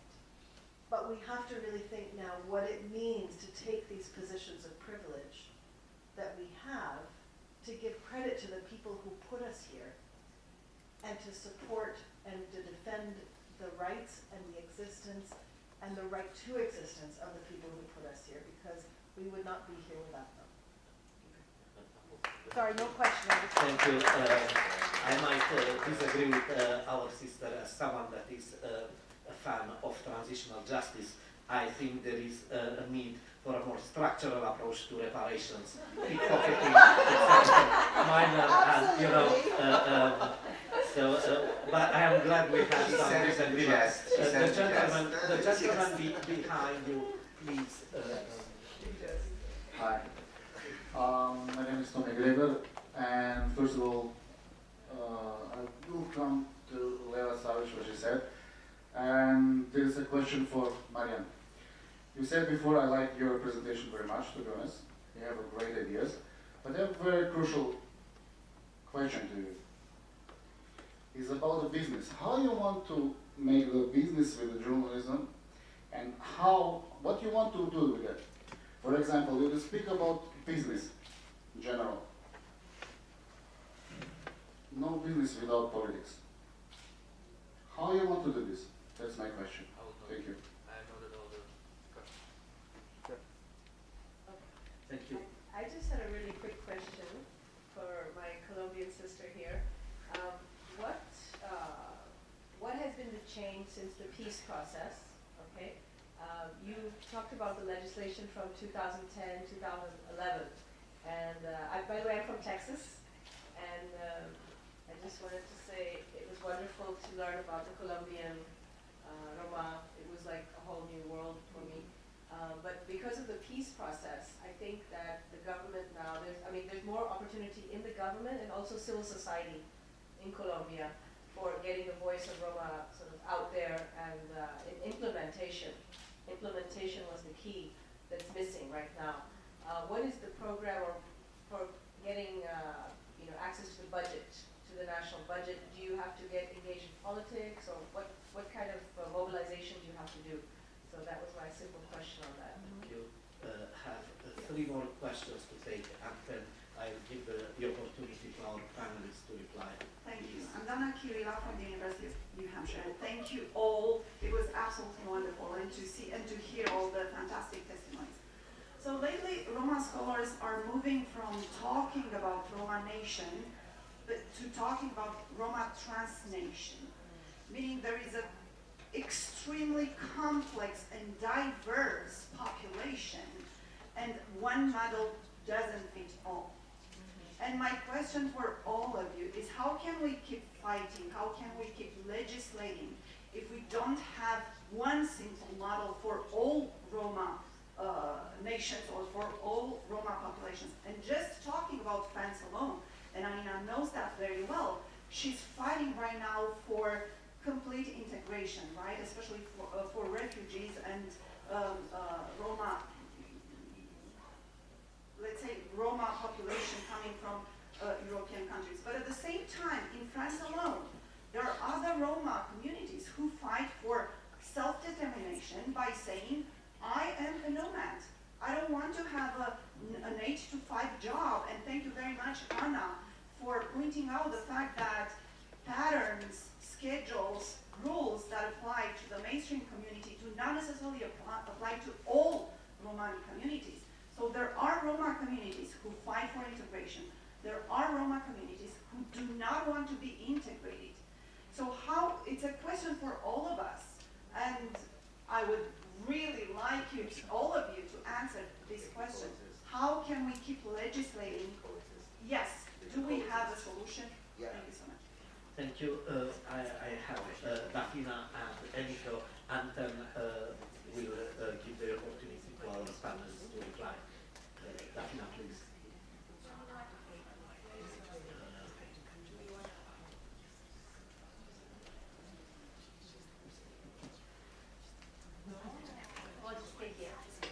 I have 3 points, which I promise I will turn my points into questions. And so. I know.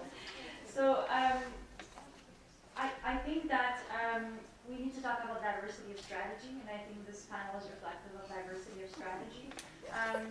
So for those of you who don't know Amina's story, I encourage you to read her book. But my question is, what strategies did you use to overcome your situation? And I'll let her tell her own story, because she's here to do that. In the context, and how did you manage to get from where you were to where you are today in specific strategies? And I ask that question because I think it is reflective of the need of diversity strategy if we are to build a Romani movement. And to Dalila, I have a question about, or to all of you, about the use of rhetoric when addressing these issues, both to Roma and non-Roma, and how the impacts of words can lead to change. Or cannot, and in doing so, how do we build alliances with other I guess populations, because I don't like the word community when building that movement. And my last point will be a short statement. I believe that it is important. Yes, racism is the cause that leads to human rights violation for the most part. I don't disagree with that. But at the same time, how are we ever going to move forward if we stay within this circle? So I think it is important to mainstream the rhetoric, to mainstream the issue. And I think there are very concrete ways to do that. So it is a question, but I think we need to, I just started an agency focused on public relations and communications on all issues related to diversity, because we need to privatize human rights, not in the American sense of the word privatization, but in the sense that a CEO doesn't care about racism, but he cares about economic growth. So you could talk to him about economic growth without whitewashing yourself. You could just say, well, this is beneficial for you and your company. Why don't you hire people? And then you use your networks to bring those people in that company so that they could have jobs. And that is emancipation without, and then racism itself will eventually fade if we do that. So that's all. Thank you. We have the last question from Annika. I have a short question to everybody who would consider. Just a moment, we need the microphone for our. Okay, so a short question to everybody who might consider to reflect on this. While you are thinking about alliances in the fight against racism as a structural arrangement, do you happen to think about racism, structural racism as endemic feature of capitalism? So did you ever thought about alliances with anti-capitalist social movements? Well, now, yeah, let's try to answer the questions. Try not to address all of them, but rather, select what is relevant to you. Thank you for the questions. I noted down some of the things that I would need to address. First one, someone said system is bad. So I proposed that we need to try to change the system. And one of the effective ways to do that is to get involved in mainstream politics, right? That's number one. Second, how to create allies. Well, as I said, if we start to get involved in the mainstream fields more, right, business, journalism, and if we kind of show, if we do our job very well, right, like the other people around will look at us as, we can have a great contribution to the society, right, to the betterment of society, and they will become our allies, right, and that's what I did. And that's why I would emphasize this point of getting involved in mainstream fields. The pressure, we were talking about pressure. You were saying that it's not right to put pressure on, let's say, the journalist.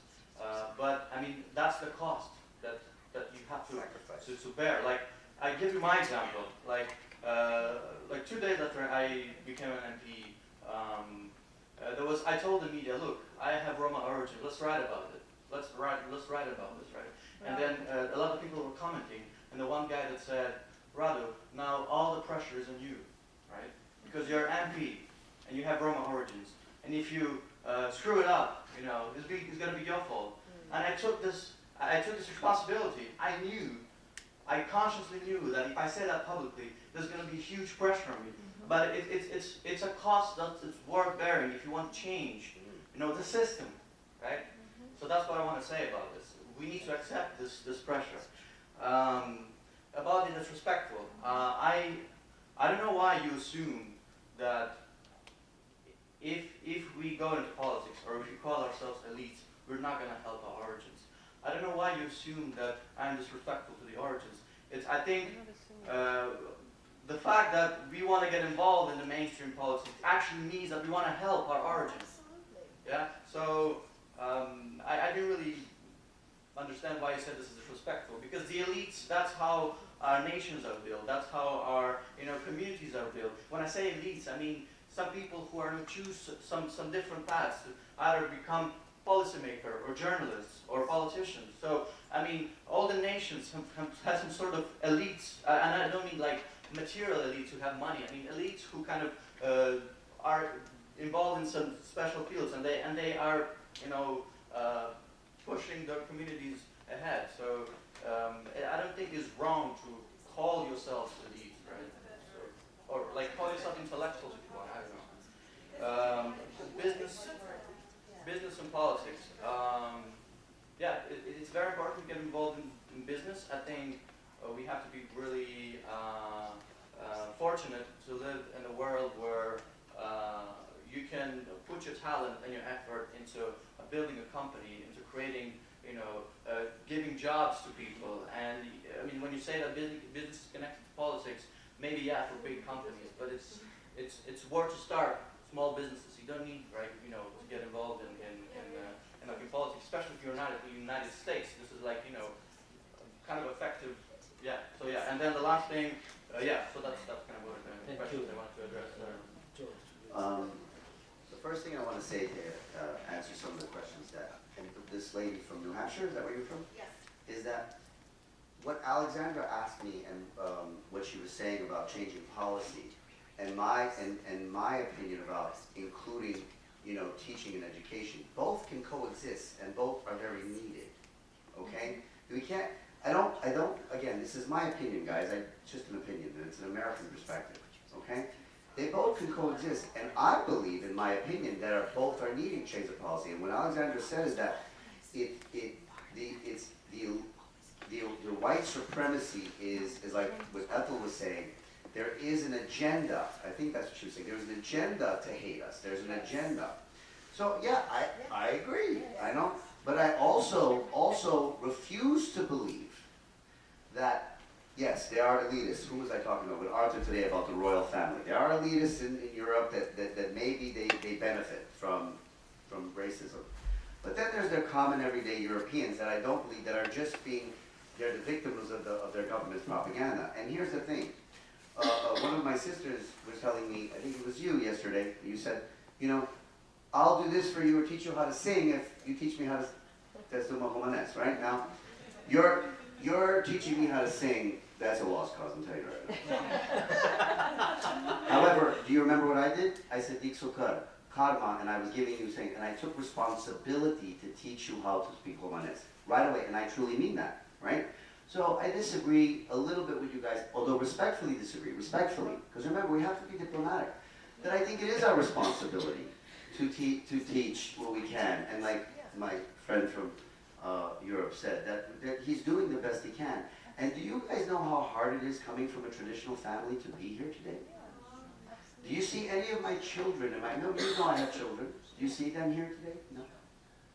Do you see Muzakak, Muzapea? They're not here. It is a sacrifice. It is hard to be here. Okay? So, but like Petra's point yesterday, and please let me quote you, Petra, because, you know, can we get real, ladies and gentlemen? Can we get real? So, to answer your question, both can coexist. And really quickly about African American, like they say African Americans, there's a lot of similarities between the Roma plight and the African American plight. But there's one thing that is very different that must be said, and I respectfully say this because I am not from the African American culture, but I do see Africans as American. I don't see Michelle Obama as not American. I see Nelson Mandela as African.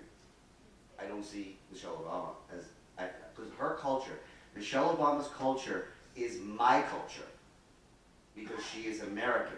And the difference is, 1,000 years ago, we were brought on chains to Europe. From what I understand, I'm not an academic, but you can help me more with this.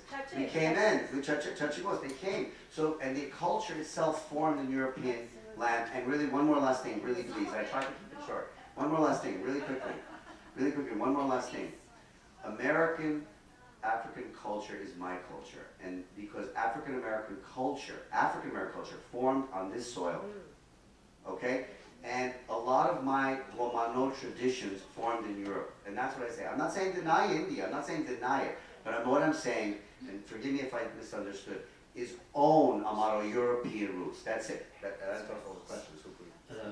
Thank you. I'll give the floor to Anna Dalila, and then I will have Anina after that one. Please. Okay. Naiska Leduin Mosaka Tushema Pe Marmos, Anti Colombia, Tai Sapi Teraste, Abello Veces, I Jason Glens, Ayokaber, Suato Petushema, Cesar, Jas Amariborba, Tesai Keras Amarebuche, Ketane, Tesai, Jas Durales. Bueno, entonces, gracias, thank you for the. Gracias por las dos preguntas que me hicieron. La primera tiene que ver con el proceso de paz. Thank you for the two questions. The first one is about the peace process in Colombia. y el acceso a recursos, a presupuesto. And the access to how to access budget. Bueno, voy a responder la primera. La primera que tiene que ver con nosotros como ciudadanos colombianos. También tenemos los derechos que están en la Constitución, igual que todos los que estamos acá, pero tenemos una condición étnica. Okay, we as Colombian citizens, we enjoy all the rights enshrined in the Constitution, but we have an ethnic specificity. Y antes de las leyes para promover la paz, Okay, and before passing all the legal framework for the peace process, éramos víctimas del conflicto también, como todos los colombianos. we were also victims of the internal armed conflict as anybody else in Colombia. Después se firmó la paz, vino el fast track, que son leyes que se hacen para implementarla.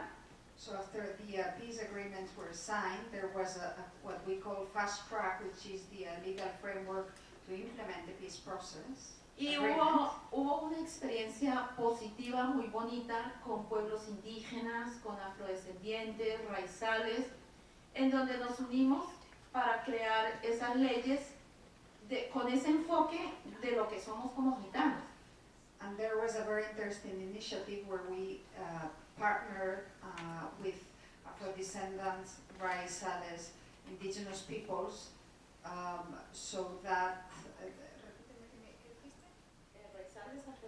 ¿para qué? Para formular las leyes del fast track. Okay, so to design those fast track, so-called fast track laws. Y fue una experiencia maravillosa porque la unión hace la fuerza. And it was a very interesting experience because it made our strength. Ahora con el cambio de gobierno, now with the change in government, es muy difícil. Es muy it has difícil. become very difficult. Porque el gobierno no cree en el acuerdo de paz. Because the new government does not believe in the peace process agreement. Y en cuanto al presupuesto, lo importante, un paso importante es que tenemos las normas, las leyes que nacen de la Constitución. So concerning budget, the good thing is that we have the legal framework, established legal framework. Y pienso que también es importante acudir a la cooperación internacional porque en plan de desarrollo no quedaron presupuestos que permitan desarrollar las acciones, los programas y todo. Okay, so at the national level, the action plan, the development action plan did not foresee budget to support their initiatives. So she's saying that we should call for the international cooperation to support our process. Bueno, y con relación a la segunda pregunta, que tiene que ver cómo podemos utilizar las palabras entre los rom y los rajén para avanzar en políticas y en mejorar nuestra vida. That I missed that question. Para utilizar las palabras. Okay, and regarding how to use the words la militancia, and the advocacy to para advance the rights of Roma people and non-Roma people, and non-Roma people, and how to y interact, avanzar en mejorar nuestras condiciones de vida. okay, and how to improve our living conditions. Pienso que primero es la organización Organization goes first. como pueblo. Segundo, mirar las herramientas como la constitución de cada país. Okay, what are our tools available, including, the constitution in each of our countries? Después, proponer un diálogo con las instancias de gobierno Propose a dialogue with government instances para poder construir políticas públicas, agenda pública. so that we can build up public policies. Porque nosotros somos un pueblo, merecemos respeto, merecemos desarrollo de estas políticas públicas para no desaparecer como pueblo y políticas públicas particulares para los rom. Okay, because we need public policies and most importantly targeted public policies to enhance our people and to prevent us from disappearing? Los gitanos tenemos un valor muy grande, los rom, que es el valor de la palabra, y eso nos hace muy diferentes. How to translate that? We have great power as Roman people because we keep our word and we have that power to keep our word. But poder de la palabra is the power of our voice. Our voice, word. Osuato, zuralo suato. En romanés. Entonces, creo que llegar con esta fuerza de la palabra es muy importante en las instancias públicas. Okay, so to bring the power of our voice is very important. To bring the power of our voice to the public institutions and instances is very important. Thank you. Thank you. Thank you very much.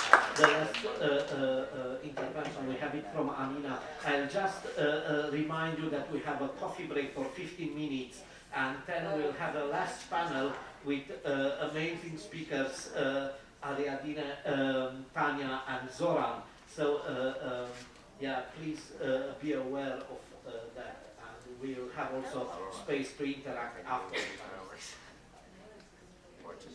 I will try to address all the question, but first I will start by the question of Dana Kurila, saying that first, thank you, but it was not only testimonies here, there are analyses, there are presentations, there are more than testimonies.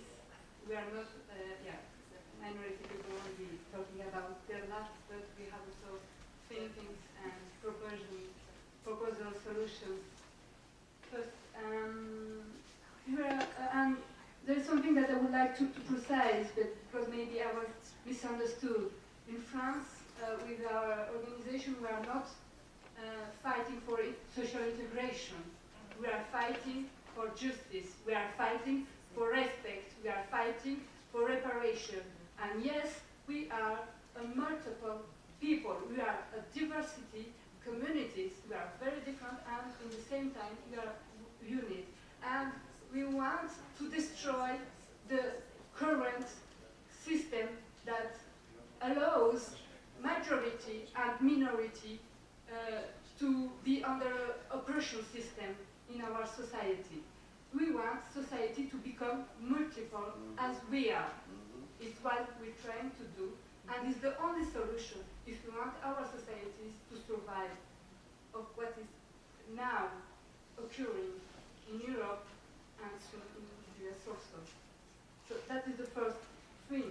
And how we do that is by being multiple, by building power inside among our peoples on the very ground, working with them, empowering them, and building alliances and coalitions. And there is this question about how we build and how we invite allies.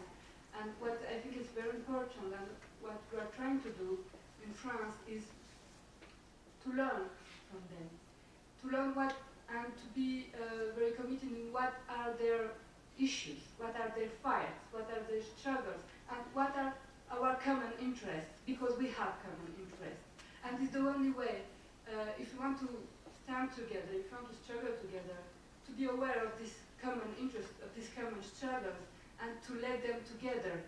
And what I say, when you are talk badly about Roma, you are talking about me, but each time in France, when they are talking badly about Muslim people, they are talking badly about Afro-descendant people, they are talking badly about French travelers people, they are talking about me also. And any injustice that is made is also a threat for us all over the world. So I think that is the best way to work with the people, and not only with the minorities. Of course, we are working closely with the white-friendly organization by making them understand that is the more efficient way to change the rules and to change the system in the way it is now. For example, with this anti-Gypsy attacks that recently occurred, we worked with white organizations, and they fully have been aware that the importance of Romani people to change the narrative and to speak in the mass media, and we coordinate our answer together. And also, of course, we are working with anti-capitalist movements, because we understood that racism, structural racism, anti-Gypsyism is related to the capitalist structure of society. And we are working, for example, with anarchist movements in France, because we have also common interests. And I think that, yeah, politics is important. Rita, you say, of course, politics are important, but we have to be very aware that our Romani people to enter in politics is not enough, because if our Romani people became and behave as the white people in politics, there is no point in that. I mean, they are not better than the white people, and we should, you know, I understand what you said. I'm not saying that you did that, but there are a lot of our young people that they struggle to succeed and to become someone and to have a successful position. And I'm talking because I know a lot of them, and it's a danger for us. It's a danger for us to sell us, because the only way to be successful, really, to be really powerful, is to start by our people on the ground. And it's really important. And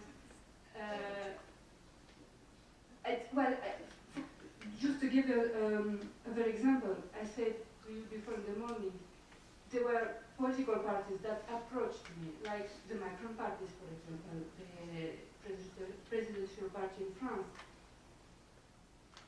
And I refused, because it was not in the interest of my people. And there were a lot of different youngsters who are trying to get this position, and and it's a shame if they are not, doing less in the interest of our people and only in their own interest. Yes, to finish,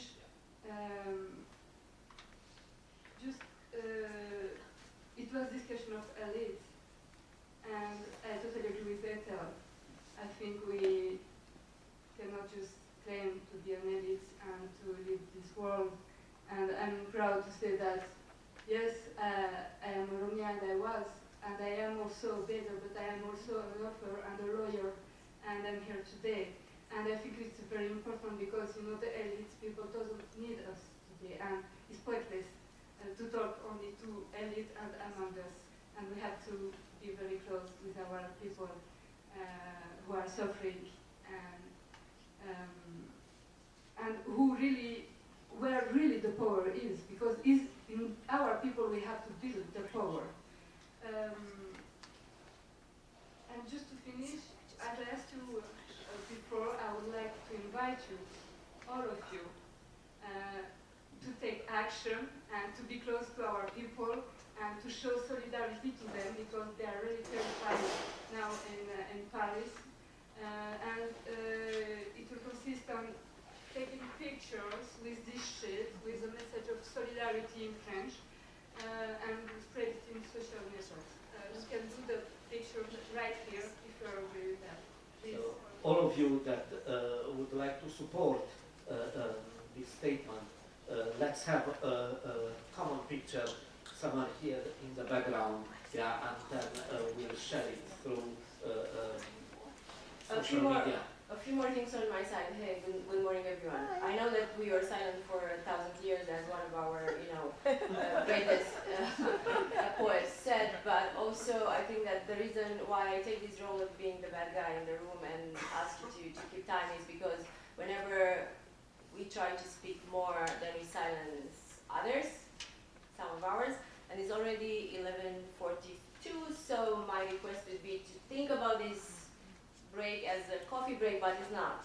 Just go there, get your coffee, go to the restroom, and come back here. Also, I'm going to ask some of my colleagues from the FXB Center to help with the pictures. But we'll start at 11:50 and we'll run the next session until perhaps 1:15 or so. So you have a very short break because then we have the UN workshop. I know you want to talk, but this is at the risk of, or at the expense of not spending too much time for coffee and food, but I think that's okay. We have been used with this for centuries.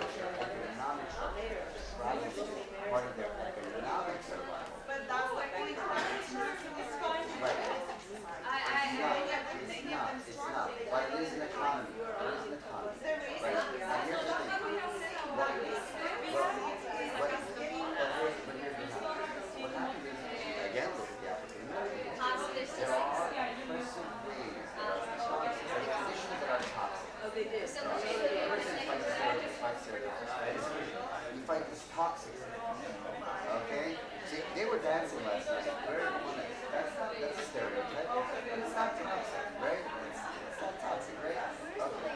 So, well, let me finish. Let me finish.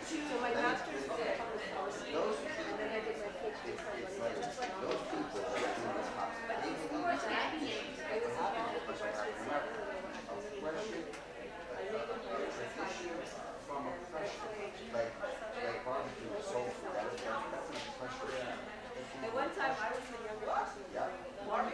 Yeah, no, soul barbecue. Soul barbecue. It's an oppression. It's an oppression. So, Both sides. what happens is evolution. How you perceive by the That hasn't happened. But it is happening, because I watched 20 years ago. My colleagues would tell me,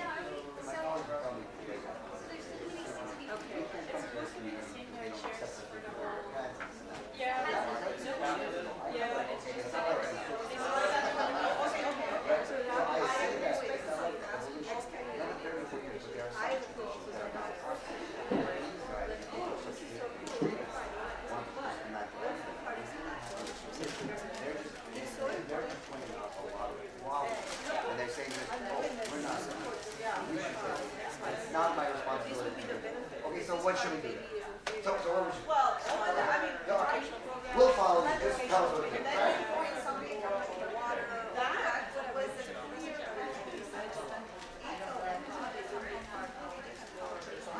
So to me, this in America, it's a bad word. Right, it's a bad word. In Europe, no, in Europe. There are people that are making decisions. Right. So maybe, I'm not sure if they will get it, but I was, wow, maybe we can take it out and we. do you have a card? Can this talk? I'm not trying to shut you off right now. I realize that.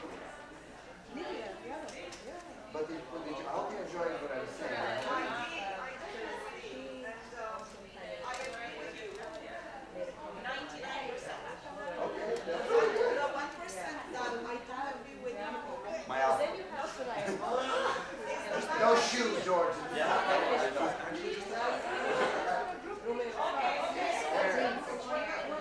What did you do?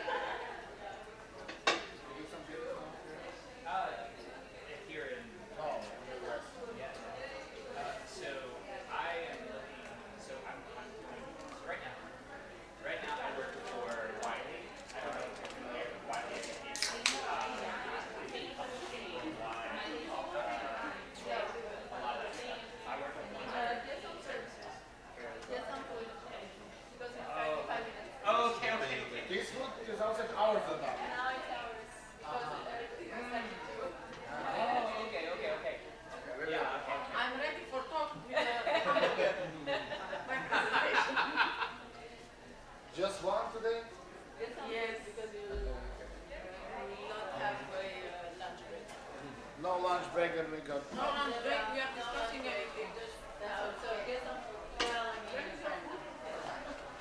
We will. Get some food because we will not have a lunch break. So. Okay. How we are gonna talk if you are hungry? Yeah, this is what I'm saying. I cannot, even in the school I couldn't talk if I'm hungry. And I was always hungry.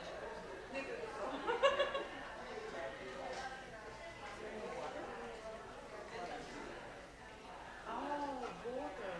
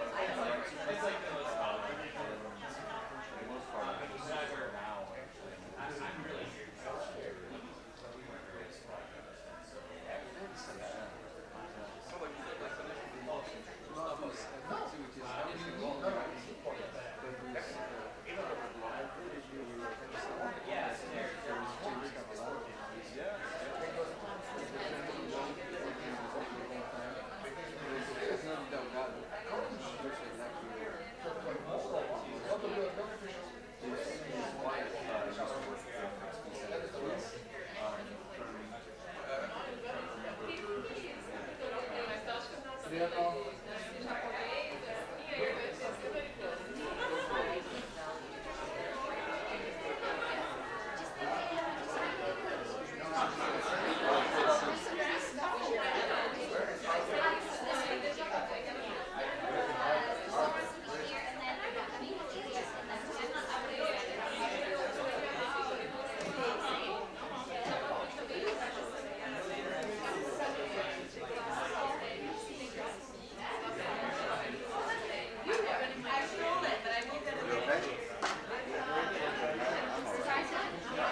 I told her, oh, this is gonna be fireworks. That's about it. I didn't like the walk. Yes, sir. Where do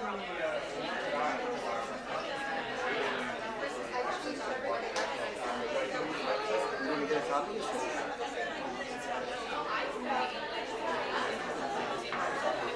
Tell her.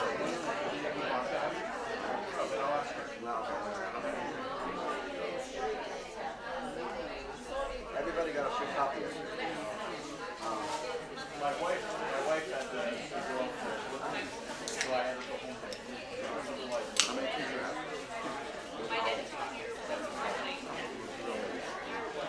My grandkids are saying. You roll with my culture. Older men. Elder. Five gentlemen. Well, I don't know, fine. I don't know, gentlemen. Old kids.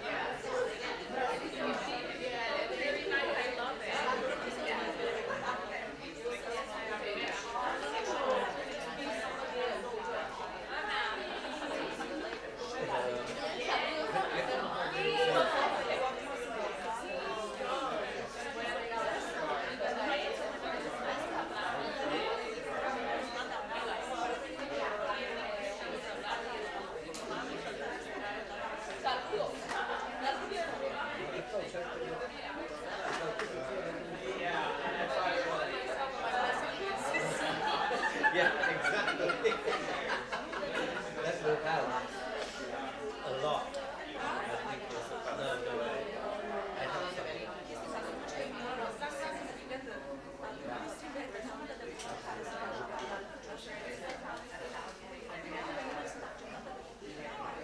So this will be a working lunch, yeah.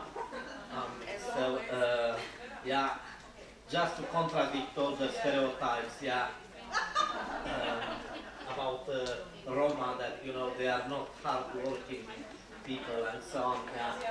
On the contrary, we can also say that last night we did work hard until midnight. Yeah,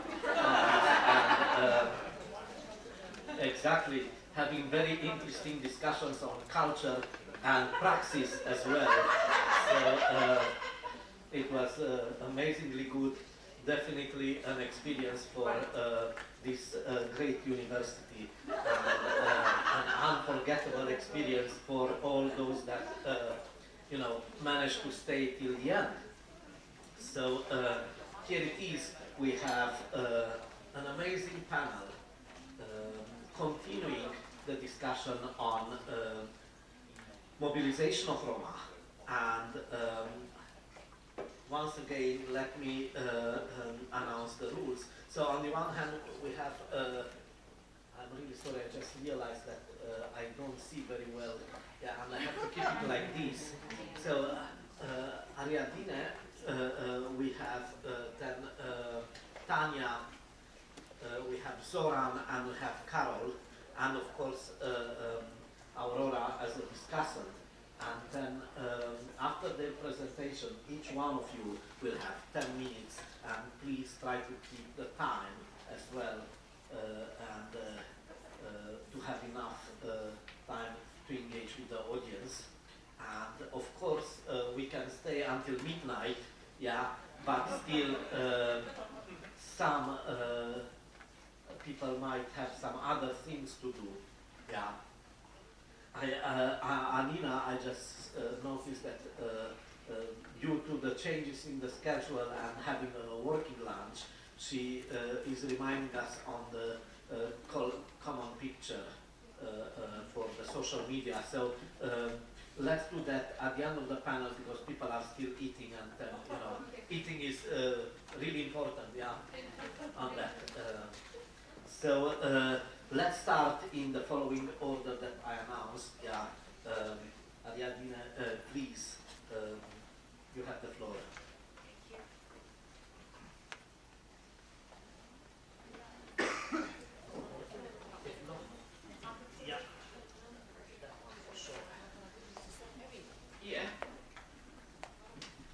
Thank you very much. Good morning, everyone. I'm Ariadne from Brazil. First of all, I would like to respectfully thank all the Romani women of MSK who gave me the responsibility on speaking on behalf of them, on behalf of the work that we do in Brazil, mobilizing Roma people. And as a non-Roma person who works at the core team of our organization, which is founded by Romani Calderaș women, I'm here pressing my respect for words and saying that I have a big responsibility which I'm fulfilling right now, and thanking them for the opportunity to be here speaking on behalf of them and the families that we assist in Brazil. So I'm going to talk fast about the work of MSK mobilizing Roma people in Brazil. I'm going to pass a little slide so we don't get too much on the time. We do that through intersectoriality, proper hearing, academic research, and teamwork. These are some words of our honorary founder, the Romani Calderaș woman, Mrs. Fia, which is 93 years old, and she was the founder of our organization. So, we work in the 5 regions of the country, respecting the equality and bringing Roma people to the discussion. Our biggest challenge over these 10 years of organization has been to survive building bridges between civil society, Brazilian government, and Roma people in Brazil. With that, we pretend to maintain the material and immaterial heritage of Roma and respecting their cultural identities in Brazil, taking into account, as you saw yesterday, we are a big country with 5,700 municipalities and 26 different states. Working with Romani women and how we understand the Romani feminisms, and doing researches that we produce in Brazil about Romani people and Romani youth empowerment. We do that, the Romani youth empowerment, because Romani people in Brazil, mostly the biggest part of them, they don't have access to basic rights. So we do that with youth, getting them to reach the college level, and so they can build a network of Roma youth, so they can all incentivize themselves to go to college level, pass through basic high school level education. Also through analysis and systematization of data and microdata about Roma people in Brazil. As you saw yesterday, the government doesn't have a proper census on how much our population are. And also as a civil society, we are the only organization in Brazil that research on data and microdata about Roma people and how they live and study and all of this basis. So, with that, how we could deal with years of exclusion and invisibility in the Brazilian society. With that, we have a few problems. We don't have funding from the government for qualified researchers about Roma people in the country. We don't have specific data, qualitative or quantitative, what leaves us with the impossibility to build strong and effective public policies. The other problem is the proper hearing, because as we could see yesterday, is that we don't need to build policies for Roma people. We need to build public policies with Roma people and have public hearing. And this needs to happen in our country. We have no proper markers or indicators that could leave us with a basis to build more and strong and effective public policies. With that as a consequence, we have in the last few years a high and increasing level of institutional and collective racism against Roma people in Brazil. As a solution for that, we need to educate society, fight against violence, and build public policy. With that, as a way to do that, is to ensure government proper funding for the organisms of the government, their agencies, and also through civil society organizations, alliances, to fund researchers on Roma people. Also to ensure the accomplishment of the SDGs agenda and how they impact in Roma people, and not just in Roma people, because in Brazil we have a group, as we call here, minorities, ethnic minorities. In Brazil we have a group that we call traditional communities. Roma is inside of that. Riverside communities are inside of that. We have quilombos inside of that. And how the SDGs agenda impacts on this group of people. We have to build strong public policies on Roma people health, Roma children and youth rights, and the consolidation of researches to increase the census on the conquer of Roma people's rights, to build a strong and effective network within the government. We give quality to the researches that should have been built from and inside the communities. We also need to produce real markers from microdata and develop mechanisms for the creation of other data in all areas when it comes to Roma people.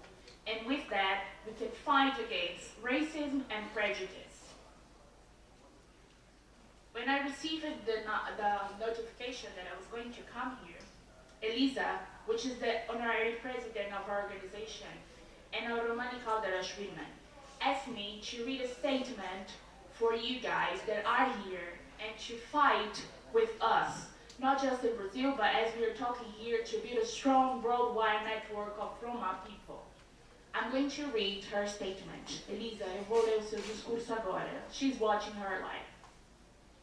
Our organization believes that we cannot close our eyes for the world and not even ignore the way that the biggest part of Roma is treated, not just in Brazil, but all over the world. Romaphobia keeps taking our dignity, our identity, and disrespecting our existence. We need help. We need to sensibilize the whole world so they can understand the difficulties and the diversity of problems that we face in Brazil. The most wicked way of exterminating a nation is taking its culture and denying its existence. There is no such absolute truth when it comes to the G word, how they call Roma people in Brazil. On the last years, a lot of us broke the academic scenario in Brazil. We are contesting publications and claiming even more our history. Taking this as an example, our organization comes building with a lot of hands, a way to deconstruction of old boxes, old ideas, and fake territories.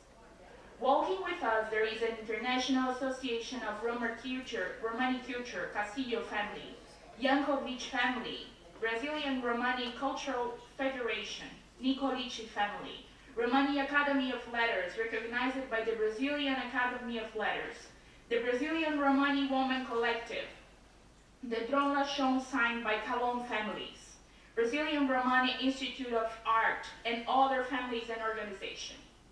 Among these 10 years of organization, we believe and fight for education, literature, decolonial writing, and for the equality of rights inside the construction of public policies. We walk under the example of one woman, Sarah.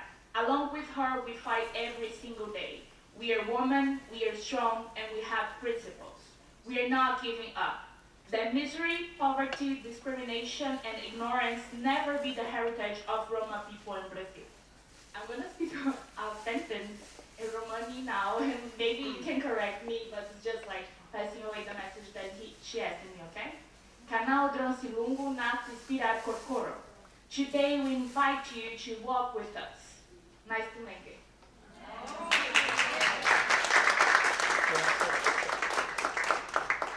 Thank you very much. Tanya, please. Thank you. Yeah. You want to take it? No, it's fine. But before we start up with the presentation, I would like just to follow up on the conversation in previous panel when was a discussion about the Roma elite. And this is something that bothers me for a long time. I mean, I wouldn't call it Roma elite. I would call more like a Roma privilege. Because they are privileged. I mean, including myself. If I'm not privileged, I wouldn't be here probably. But at the same time, I needed to earn that privilege in order to be able to be today here for many years. Probably to work double in order to be equal. Not just in the mainstream society, but as well in my own society, my own community. To prove as a woman, and to prove as a Roma. And to be able to compete on the mainstream market, on the mainstream, in the mainstream school, in the mainstream street, and everywhere. The access that, oh, you can just, sorry. Yeah. This is what I would like to talk about, the access to knowledge that is not reserved for everybody, unfortunately. It's not reserved for, at the same time and in the same level, in the same scope to me and to my neighbors, to my cousins, to my brothers. We are 3 children in my family. I'm the only one who succeeded to come to this level because we couldn't afford to finance 3 of us. This shift towards the knowledge, actually, this is something that nowadays is like a key economic resource. And we are using that for the, like, economic growth. But unfortunately, that participation is not reserved for all poor people. And I was using, in my research that I'm going to present just now, is I was using some of the authors, and that one of the authors who was really took my attention when he stresses how the efforts of those suffering economic exclusion to interact with the global knowledge economy are often frustrated because the focus of life priority change. Instead of knowledge, it is existence and survival. Again, I'm going back to the discussion from yesterday. It's not, I think that George said Over that. here. Yeah, here. Lovely George. This is something that I agree in many sense with you, but there is something that bothers me. Oh God. No. When you talk about education, me as an educationalist, and as a Roma woman, I cannot agree in that only 1% of Roma have a willingness to go to school. No, I think that point is a little bit misunderstood. We have I'm talking now in Serbian context, but in Europe it is not such a big difference in other European countries. We talk about the less of 1% of Roma students who are with a tertiary education.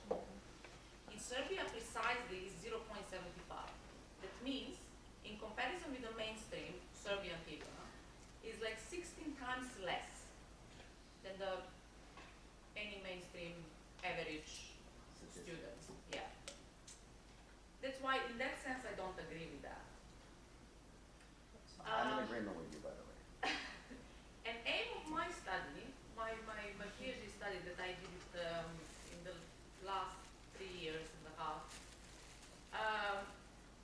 was giving me opportunity to explore more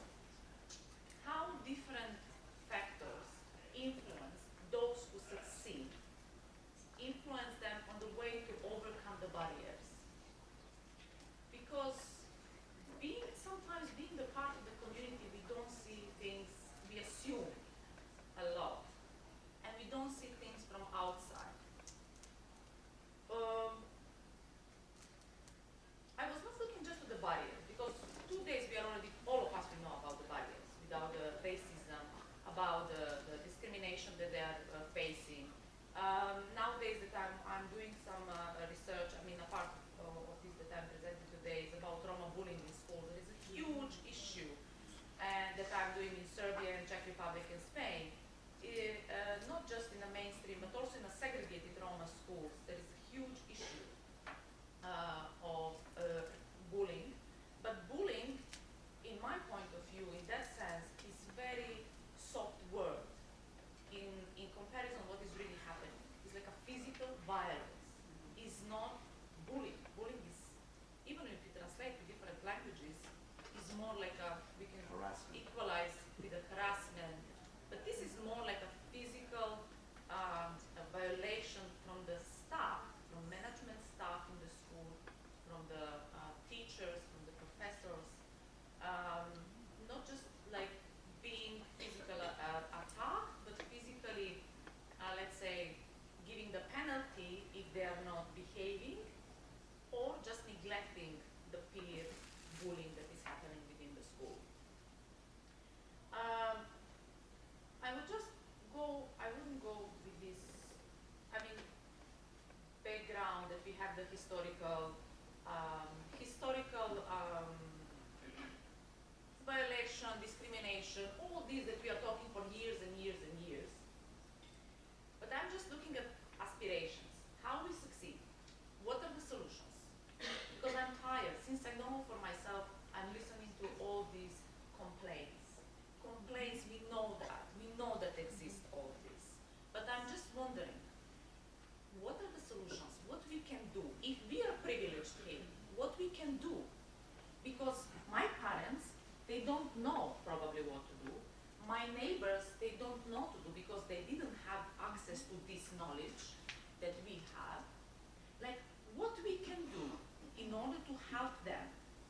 I'm going to share just some small, let's say like limited because of the time, and I'm a little bit of pressure because I cannot work under such a pressure time. But I would like to share with you some of the quotes that I talked with the Roma students in Serbia who succeeded. Just to get a sense and to get a picture. I know that you know that, but you know, we are talking a lot in academia about the theory, theoretical frameworks, methodological frameworks, all these big words that we learn through academia. But what I like to bring is just like a real examples, real experiences. Those who experiences poverty, where they come from, the students who were sleeping in the garage, his mother, I mean, I know the whole story, that's why this is just a quote. His mother, who was in a mental hospital, he has a brother who, he was financed him to go to study as well, and himself, but instead of going to school, he needs to go and to find a work. This is a typical thing that all of you know. Most of the Roma students who succeed, they needed to work parallelly all the time. I started working when I was 16. I was working since I was 16, and since then I never actually stopped working. Always parallelly with my school. My brothers are working. Like this. When it comes to racism, the main issue that came out from my research was institutional racism. But in Serbia, it's not like in England, because I live in England. In England, in academia, when I came, I was thinking that always very multicultural environment, I'm not going to experience any of this. But I experienced, but I needed to understand for a few years, not because of the English, because it's not my first language, because of the way and attitude. It's very sophisticated racism. This is what I'm sure that exists even here, in this institution. 1 minute, oh my goodness. Yes. And then, I will move from this, all these barriers that you know, sexism, racism, institutional racism that is very much negated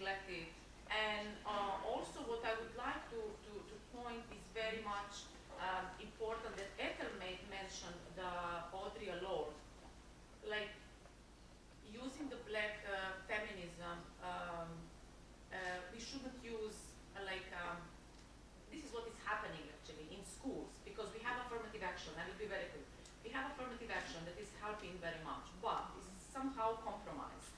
Many people are using just like for not Roma, they are using that for just for pass and to get that opportunity to get in the university with affirmative action.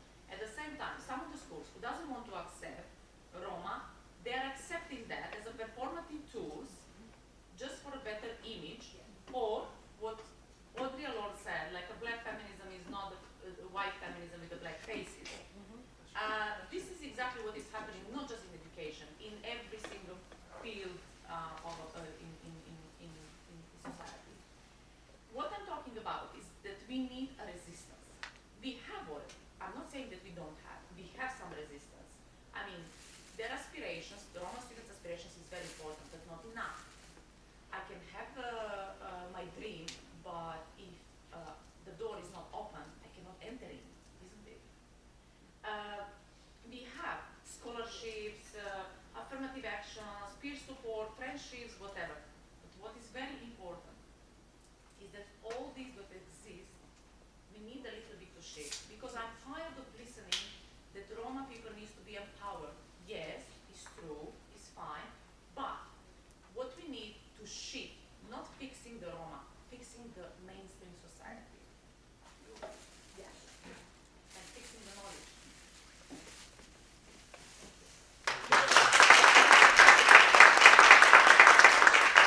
Thank you very much.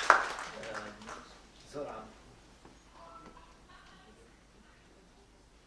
Dear Ilius, I hope you will give us the certificate, because in my NGO, when they will see the picture with the food, everything, they will say you didn't be in Harvard, you was in some Serbian restaurant. I have my presentation on the speak. I didn't know it is prepared, but I can do also from here. Maybe it's better for you to follow if it's in the there. Your PowerPoint is already on the... It's there. Okay. Thank you.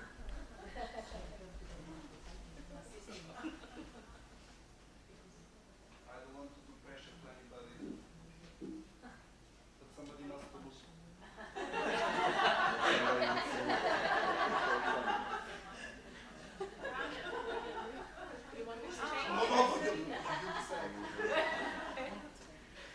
Give me the chance. Okay.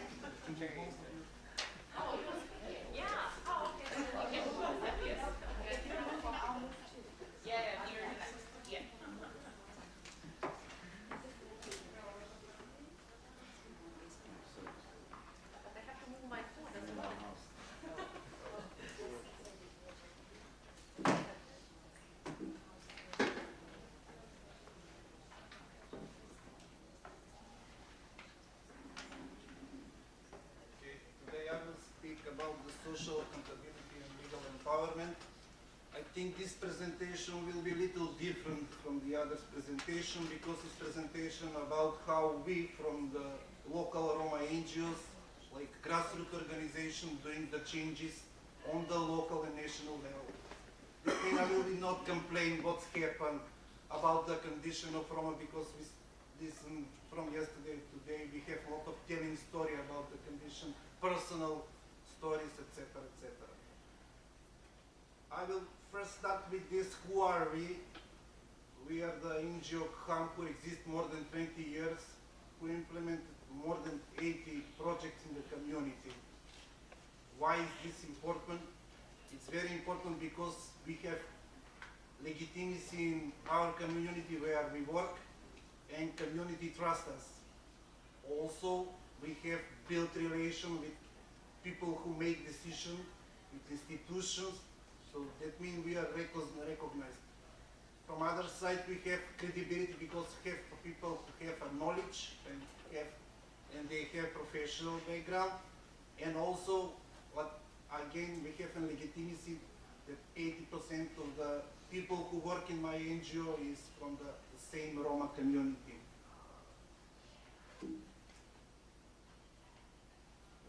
The main question is, does the Roma community really need the social accountability? If you remember, in Europe was implemented decade for Roma inclusion 2005-2015, with who minimum 12 countries in Europe was obligated that will be improved condition of the Roma community in their states, in their country.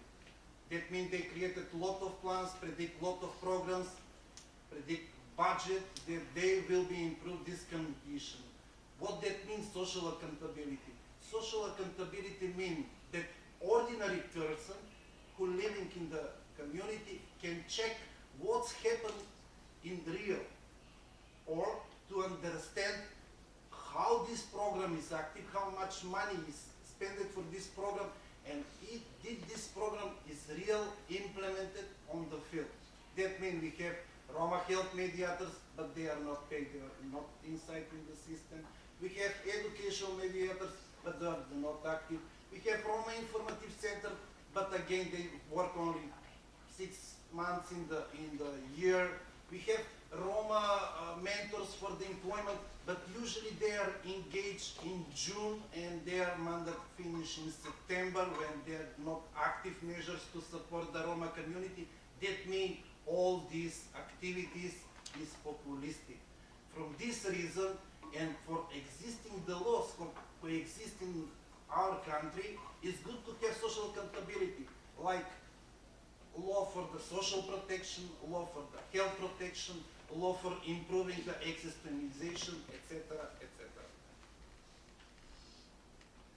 Selection of priority.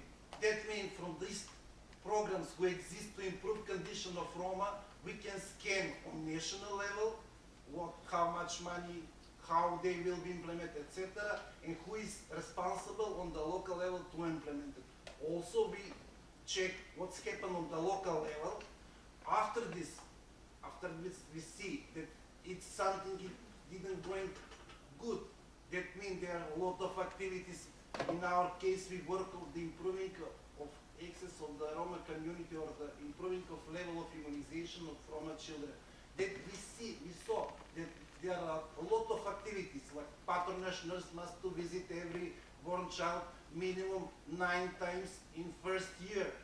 Patronage nurse must to deliver educational materials about importance of the immunization, etc., etc., about the quality of services. We saw we have deal with the community that didn't happen, and also we saw that level of immunization is bigger in majority community than in Roma community. In Roma community, that was only 65%. What is next? What we must do? Give the transparency of the process. That means we go, we speak with the people, we call them Roma leaders, maybe Roma elite, not Roma elite, because they are leaders who have informal Roma leaders because they are recognized like positive model in community.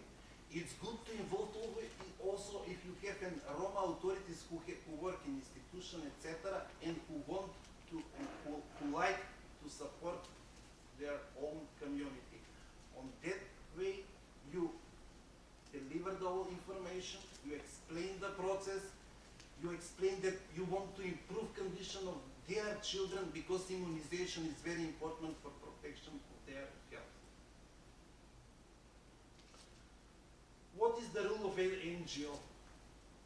The role of the NGO is to sit with the community leaders and to sit with the local authorities, that mean health professionals, and other people who have influence of the improving condition of Roma.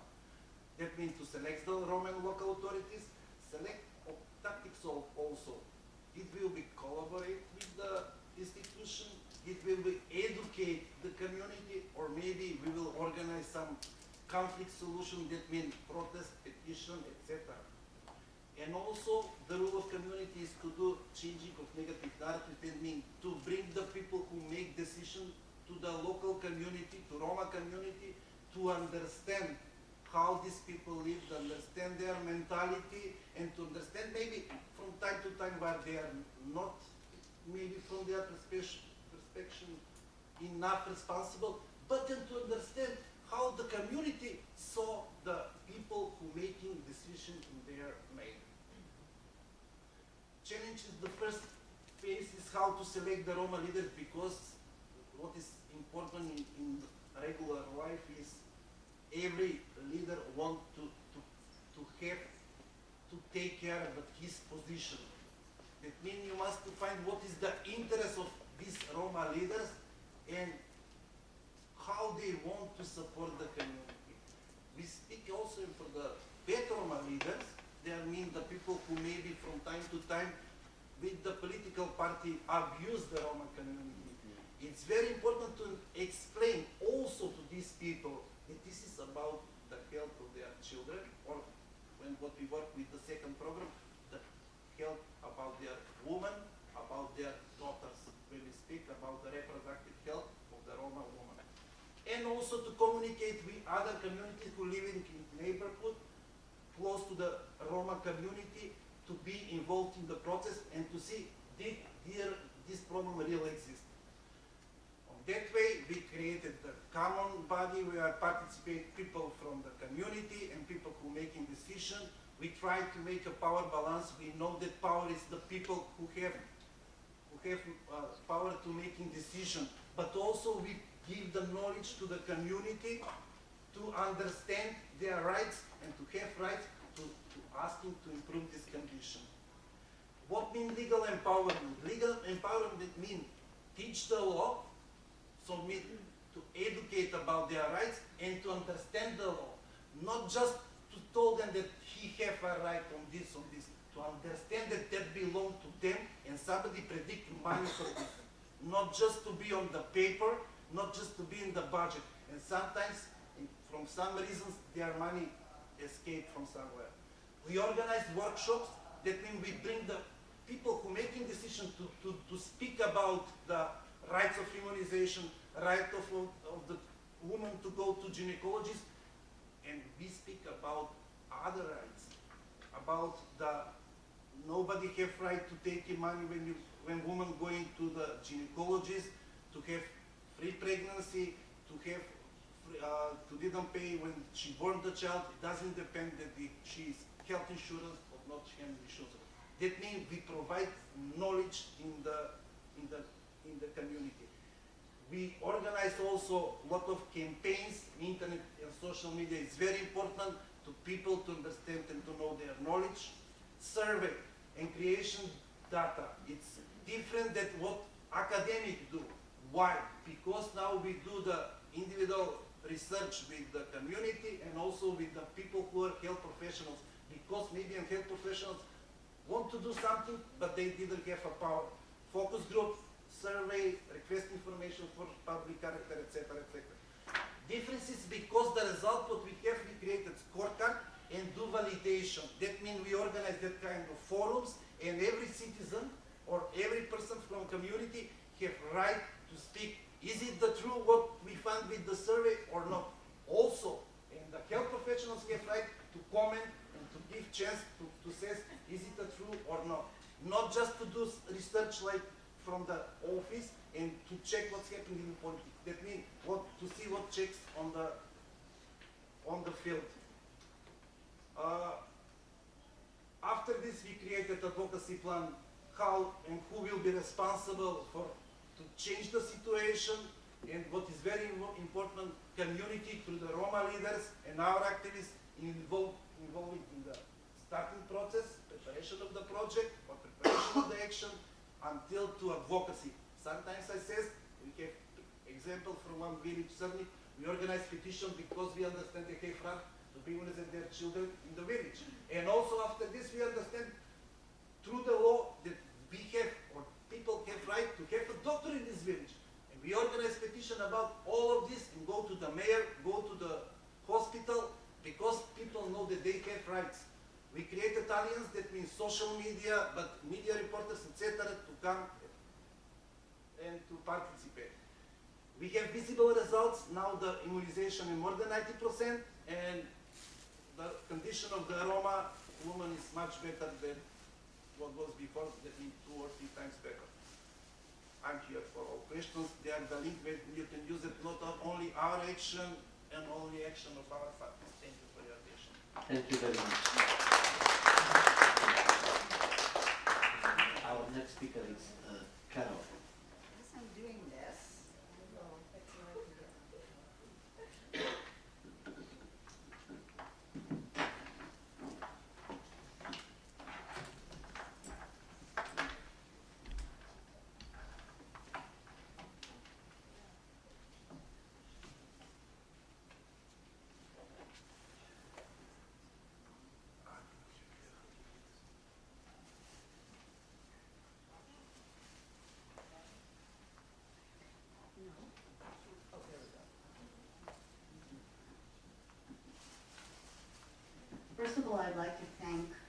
Magda and her team here at Harvard for inviting me. As a non-Roma person, I feel very honored to be here among so many activists and intellectuals. Thank you so much.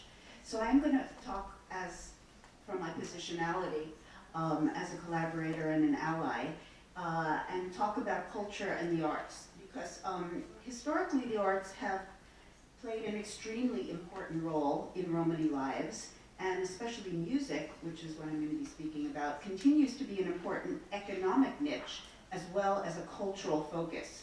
So I'm going to talk about musicians and NGOs in terms of harnessing the stereotypical interest in music for intercultural work, and some of the challenges in doing that from the positionalities of musicians that we've worked with, festivals that we put on, and so on. So music in Romani communities is extremely important. It has multiple functions, and Romani musicians themselves are keys to telling us about intercultural communication and even overcoming stereotypes, or sometimes using them for your own advantage. Plus, now with this huge global interest, especially in Balkan music that we deal with in our NGO, we're very interested in capturing these audiences, but also from a structural point of view at looking at how music is produced to change the structural principles that oppress Roma, because a lot of their music, even in the Balkans, is run by non-Roma producers, managers, booking agents, festivals. And so that's something we're trying to do in our NGO. So we have to remember in general that Roma are, at least in the Balkans, Eastern Europe, revered for their music, yet reviled as people. So we're asking, can music, education, and activism be successfully combined? And if so, what are the strategies, the implications, and the outcomes? So this brings up lots of questions of representation. Who actually gets to decide how Roma music is performed? Both the repertoire, the selection, the terminology, the contracts behind that, and all of this, again, brings up structural oppression and lots of years of discrimination. So when you deal with music and the arts, you are implicitly dealing with stereotypes and trying to dismantle them and recreate images that Roma themselves have produced. One of the things I'll be talking about is the use of the term gypsy. Okay? In my presentation, I'm using it as a marketing term by outsiders, and of course in our NGO we try to use the word Roma. I'm also going to be dealing with cultural appropriation, because music is one of the main areas where non-Roma have taken over entire economic spheres from Roma, and asking the basic question, who actually benefits from the popularization of, quote, gypsy music? And this is all about power. So our NGO, Voice of Roma, I'm happy to say that Petra Gelbart and Kristen Raisi are board members. Yay, right. Was founded by Shani Rifati, a Kosovo Roma activist, in 1997. I joined a few years later, the board of directors, and we put on annual festivals, do a lot of educational events, and I'm going to talk about that. But our whole audiences tend to be non-Roma. So we're dealing with people sitting in the audience who have these type of stereotypes. Gypsy crunch cereal, gypsy spice blend, the heart of a gypsy, the heart of a hipsy, the soul of a gypsy, the spirit of a fairy, wild woman sisterhood, and of course Esmeralda. So these are the people we have to serve. They're there, they're paying their tickets, and there's really some horrible stuff going on in America. Gypster is a combination of hipster and gypsy and free spirit singing and dancing without a care in the world, obscure arts, and vintage goods. But music is really one of the biggest foci of cultural appropriation. Here is the Knoxville, Tennessee Opera, an elite institution that had a benefit for its show of Carmen, that invited people to come and dress up as gypsies, tramps, and thieves to raise money for the Knoxville Opera. Well, we wrote lots of letters. They did dismantle this, but this was their thing. And there are multiple music groups that not only use the word gypsy, but use it with other stereotypes. Kidnapped by Gypsies, that's the name of a band. Gypsy Jungle, and this one from Hungary, Gypo Circus, okay? And a little closer to home from Texas, Gypsy Wedding. And again, in these bands, there are no Roma at all. Now, a lot of these people who love Gypsy music talk about the arts and adoration and talent and passion and so on, but right behind that is always the criminal stereotype. The romantic always goes with this criminal stereotype. So there's no excuse for fantasy, because it's always paired with suspicion and danger. So in the American context, Victoria talked about gypsy crime units. I just want to illustrate that for a minute.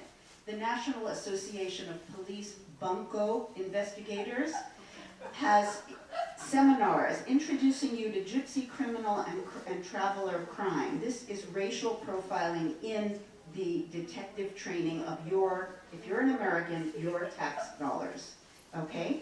So they even divided up into Yugoslavian Roma crime, the cons that are Romani Roma crime, and traveler Roma crime.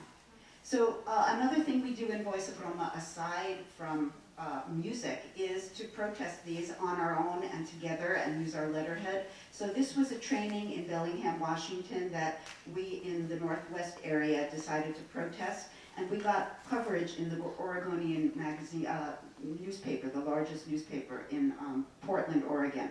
So the headline we got them is Gypsy Crime Class Raises Questions About Racial Profiling, and many of us were quoted. But I want to focus on one or two case studies. The New York Gypsy Festival, which is now in its, 14th year, and every year the Statue of Liberty plays a different gypsy instrument. This year it was the tambourine, okay? Through the years, this is run by two Turkish men through the nightclub Drom. They chose a Romani word for road, so there's no doubt that even the entire business enterprise of this nightclub is related to Roma. And they have a gypsy festival which through the years has had fewer and fewer Roma, now we're down to 0, and paid people less and less and less, especially if they're Roma. But in 2016, this really broke the camel's back. This is their poster, which is exactly minstrelsy. So we mounted a campaign and made a Facebook page. Now, again, we had to strategize how to do this because Roma are hired by Drom sometimes. We don't want to close the club down because that's actually hurting the musicians, but we want to change it from the inside or actually from the outside as well. So we had a Facebook page and we asked those that were hired for the festival to give out flyers about Roma history. Petra has provided a wonderful handout. And activist scholar Ionida Kospace made a very eloquent post quoting some of us about why the New York Gypsy Festival is objectionable to Roma. Okay? So this is in an atmosphere in New York where there are lots of Roma all around there, in the neighborhood of Drom, actually. I work with a group in the Bronx, Macedonian Roma, several thousand families who have a very active Balkan Roma community scene, okay? And they don't go to Drom unless somebody Romani is there. So I want to talk about one instance with the Macedonian Roma community because a family called me up and said, we want to bring a group from our hometown, Prilep, Macedonia, to our event, but we can't get visas. Can you help us? Do you have an organization? What can you do? And unfortunately, I had to turn to Drom, to their lawyers, to get a visa for a community group, because Drom actually has the structural power to get these visas. So I told them, if you can help us get this band from Macedonia, we want a really good contract for your New York Gypsy Festival, and we want you to advertise to the Roma community. So a good money and contract and a good relationship with the community, and that actually did succeed. So I found myself working with the enemy.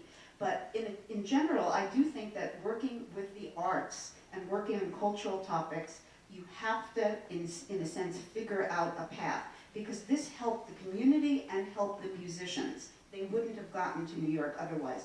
they were refused visas on the first round. So they did end up coming to New York and stayed and so on. So our mission is to promote and present Romani cultural arts, to instill pride in the communities, and also to have an intercultural dialogue. So our festivals in general have a combination of education and also entertainment. And we try to infuse education in entertainment. So if somebody is coming to a show, we have a panel discussion in the concert time. It's not like optional. If you come to see them, you're at the panel discussion. So what we do is we try to, first of all, engage the artists in dialogue. And many of these musicians are really reluctant to talk. I'll just talk about this one person, Yuri Unakov on the right, who I helped him with his asylum application in 1990. And when he first came, he said, "I don't talk, I play." That's what he said. And I said, "Look, Yuri, you went to jail for your music. You, in communist times, you had your head shaved and broke rocks for playing Romani music in Bulgaria. That story needs to be told." He said, "Okay, you translate, I don't speak English." I said, "Fine, okay." When audiences hear of that, about Romani music, something does happen to them. So now he's one of the biggest spokespersons for Roma culture. And in fact, his band is usually called the Grandmasters of Gypsy Music. You see that? But when we present him, we say, "Yuri, we want to change it to Roma music." He said, "Fine, do whatever you want. You guys have helped me a lot." But when he markets himself, he uses the word gypsy. So we've had this dilemma, again, about terminology, but sometimes you have to respect the artistry, and musicians are survivors. They have to make their own decisions. They are the ones that actually have had the intercultural contact for hundreds of years, and you can learn a lot from them about activism that is underground and that is survivor activism as well. Another band that we've worked with is from the Kalderash community, George's community, and they are the Stevens family from Southern California. They call themselves the Gypsy Boys. They refuse to use another word, but we want to have them. The Kalderash very rarely perform for non-Roma, very rarely. But for us, they did that, and they're coming in a few weeks. I'll tell you about that in a second. So we do market them as the Gypsy Boys. And they are an incredible family band, 4 generations, okay? So our next event, if you happen to be interested, is in May, if you're still around. We're doing a festival in New York, and we're doing one in California, and a national tour with the brass band from Macedonia, Jambo Agushevi, one of the top young brass bands. And I'm happy to announce that the Voice of Roma and Harvard FBX Center has now entered into a collaboration on a scholarly and activist project that is not only about music, but includes culture as well.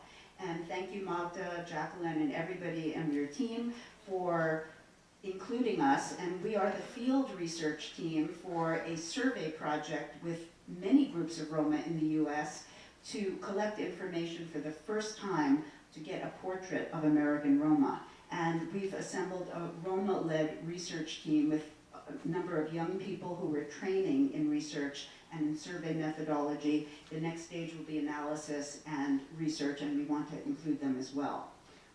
We on the board also get involved in lots of other things. So Petra and I were recruited, actually, by Actors Equity. You might know their gypsy robe ceremony. It's for an actor who goes around like nomadically to different musicals. And we have objected to this for years, but actually Actors Equity found out about Voice of Roma and contacted us and asked us to write an article for a theater magazine, and then it was later featured in the New York Times. So thank you, Petra, for that collaboration. And the name of the robe was changed. Actors Equity decides now to call it the Legacy Robe. They understood on their own terms that they had to get input from scholars and experts.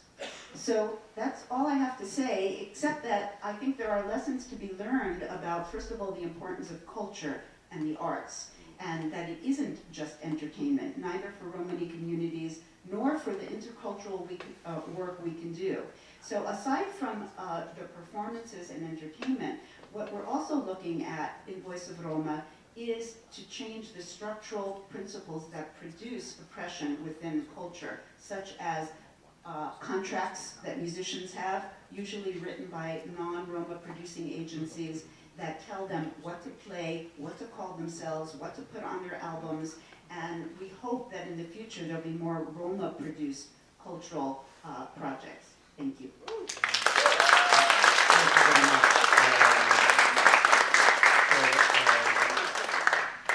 The presentations, as I promised you before lunch, it's an amazing panel. I invite Aurora to give us some feedback, and then we'll take questions from the audience. Thank you. With this presentation, we end this panel with 8 different perspectives on what it was called organizing a mobilization. We have one presentation from Brazil, one from Macedonia, Serbia, and the US. I think this is working. Yeah. I think it's working.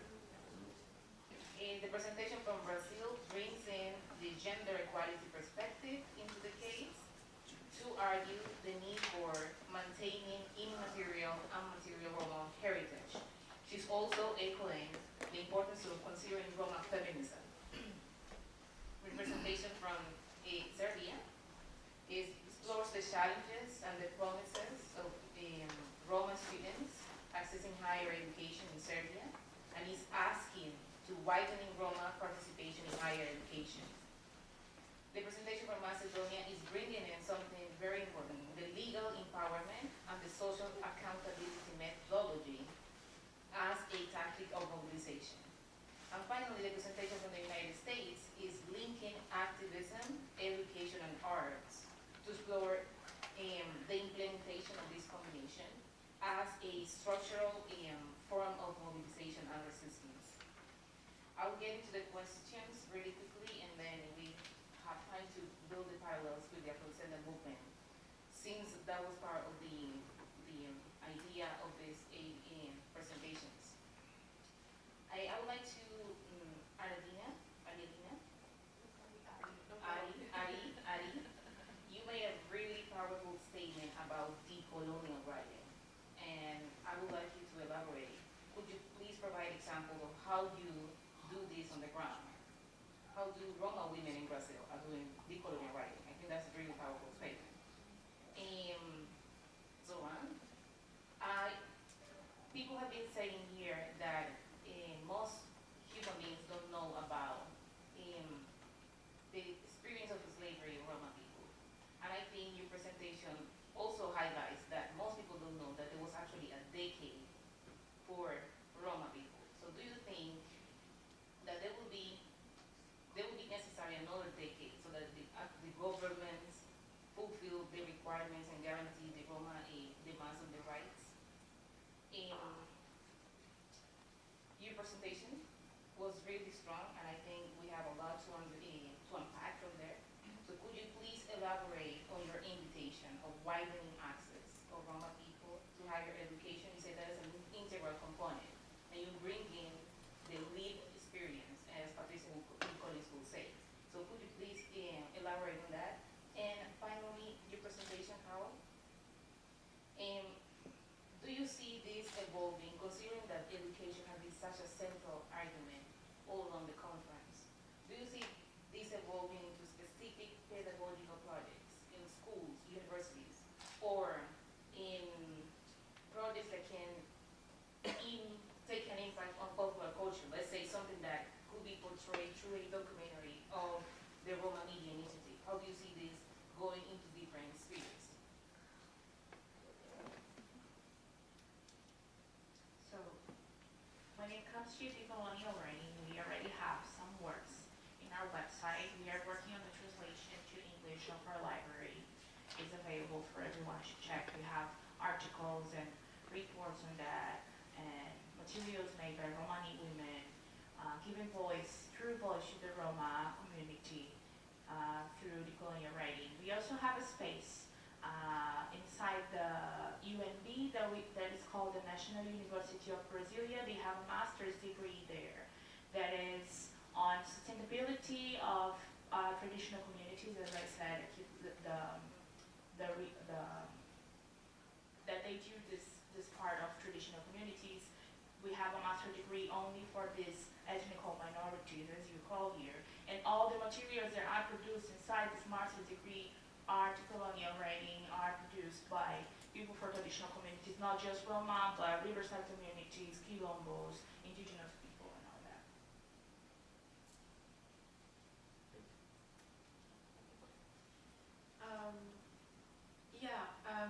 What I mean by widening participation, because there is a huge different discourses in relation to widening participation.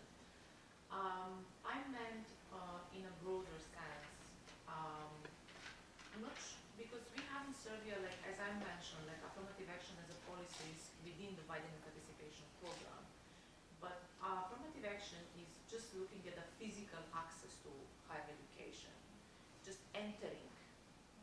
But what I meant in a broader sense in terms of the access since they start from their early childhood education. And not just like giving access, but support.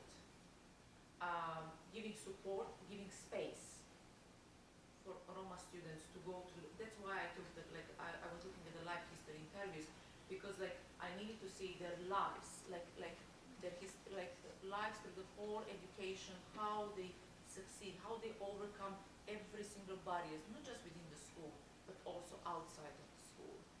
This is what I meant by widening participation, getting the support in a inside and outside of the school, and not just physical access, and giving scholarship doesn't mean success.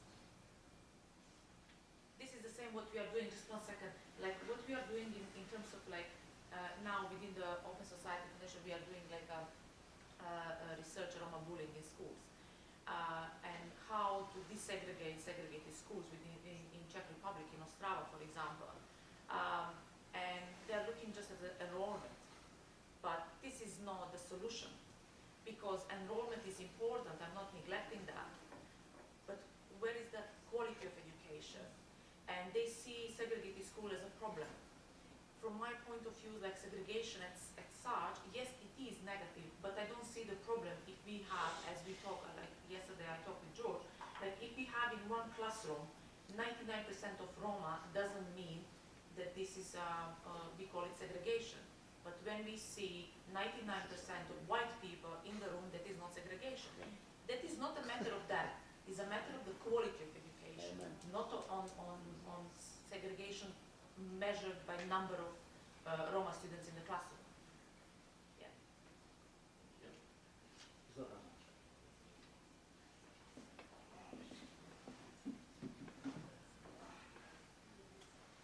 Social accountability, it's very important, not just for the Roma Decada, for every politics what is related with the Roma community, but in other marginalized groups. It's very good people to be empowered, to have knowledge, that they have right to apply with a request for information, of public character, to be informed how the money who is related for them is spent. Why not? Who participate in this process? Maybe some of the Roma political parties. Let's be transparent. Let's be answered how the money is spent, how the community is satisfied from this. Now we have the program 2020, we have program 2025, we have new program for the social protection, we have youth guarantee for the every who will be finished the university will be offered to job or other activities. But if you check deeper in the document, you will see that this program is only for this region. We have money first come, first serve. We have different kinds of activities. And everything of this is populistic. For so East Europe, especially for the Balkan, Macedonia, Bulgaria, Romania, Hungary, it's important, Serbia, etc., to be work directly with the community, to understand that the law exists for them. They have right to know and they have right to answers from the people who make decisions in their name. Thank you. Hey, on the question of projects for the future, I want to mention some of the problems that we face, and maybe you can help me solve them. First of all, shrinking arts funding in general in America and late capitalism in general. I mean, I can just say in the 20 years I've been involved in writing grants and trying to get public money, it's just a huge different situation now. We used to get some regular national endowment for the arts funding or state funding. It's almost impossible to get it now. So everybody's operating in a stressful financial situation. Plus, nobody has money for ticket sales, to buy a ticket anymore, so there's shrinking audiences. This has been very well documented. The other thing is the representation of which Roma groups. Our focus, because of our founder, is the Balkans, but there's a lot of other Roma music. When we had more money, we used to include other genres, and Balkans are far away. We have local Balkan musicians, but we'd like to have more for example, the Kalderash community. They have incredible musicians, and they have a lot to offer, and it would be a wonderful learning experience, but they're more reluctant to come, and we have to hire them with, again, other types of funding, so that's really hard.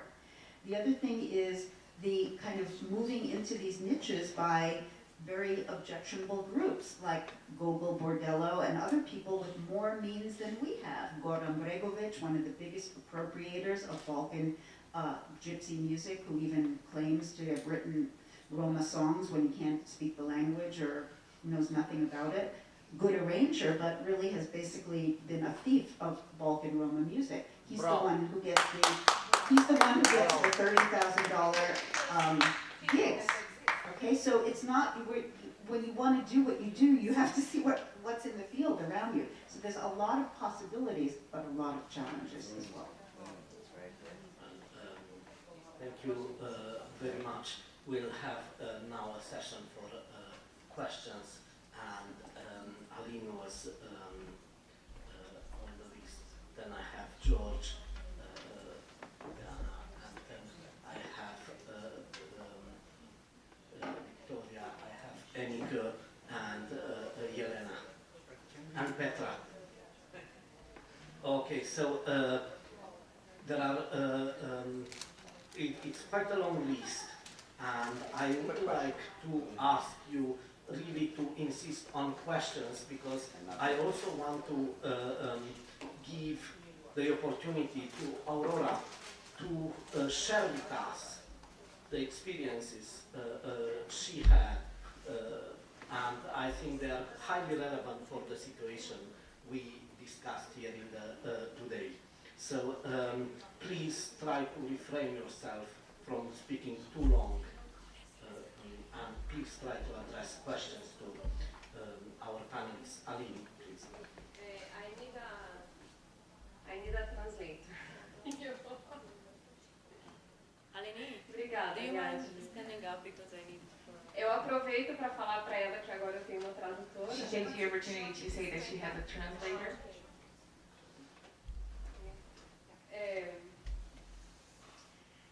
Eu já conversei com ela que eu tenho um projeto de música cigana que é Calo Chiflô. Para quem quer perguntar? É para ela. Romani Music. Okay, she already talked to you that she has a project on Romani music. No meu grupo, eu sou a líder e eu sou a única cigana. In her group, she's a leader and she's the only Romani woman. E para gravar o CD, eu contactei alguns ciganos calons. To record the CD, she contacted a few Kalon Romani people. E o problema, não é um problema. A questão é que tem muitos homes que são muito talentosos. There are a lot of Romani people that are very talented. Agora, o problema é que a gente, para ser músico, a gente não deve só fazer música. A gente precisa aprender a produzir. Okay, so to be a musician, you don't have to only learn to know how to do music. You have to produce, you have to...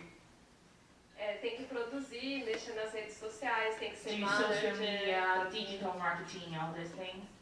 E acontece que, como a população roma não tem formação para isso, acaba que a gente dá espaço. And how the Roma population doesn't have a background on that, a solid background in doing digital marketing. This turns to be a problem.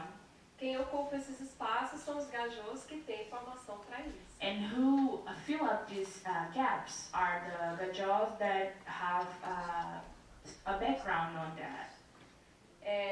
Eu sou manager e eu sou produtora. She said that she's her own manager, her own producer. E o que eu quero fazer com eles é não ser manager nem produtora deles, mas ensinar para eles como eles conduzem a carreira And what she deles. wants to do with these Romani people that are very talented is not to be their managers or their producers, but to teach them how to do that. Então eu acho que um programa de profissionalização de músicos. A program of professionalization, can I say that? A program, yeah? A program of capacity building project program of how Romani people can be their own managers and producers and develop the musical career in all its areas, not just as a musician. Então eu falo isso para ela e eu também gostaria de colocar isso na mesa que a gente poderia conversar. She tells this not just to Carol, but to all the audience here, so we could talk about developing it better. Sim. Agora vem a minha pergunta. Now is the question. Sorry. Para deixar um pouco mais claro, porque ela chama de Romani music.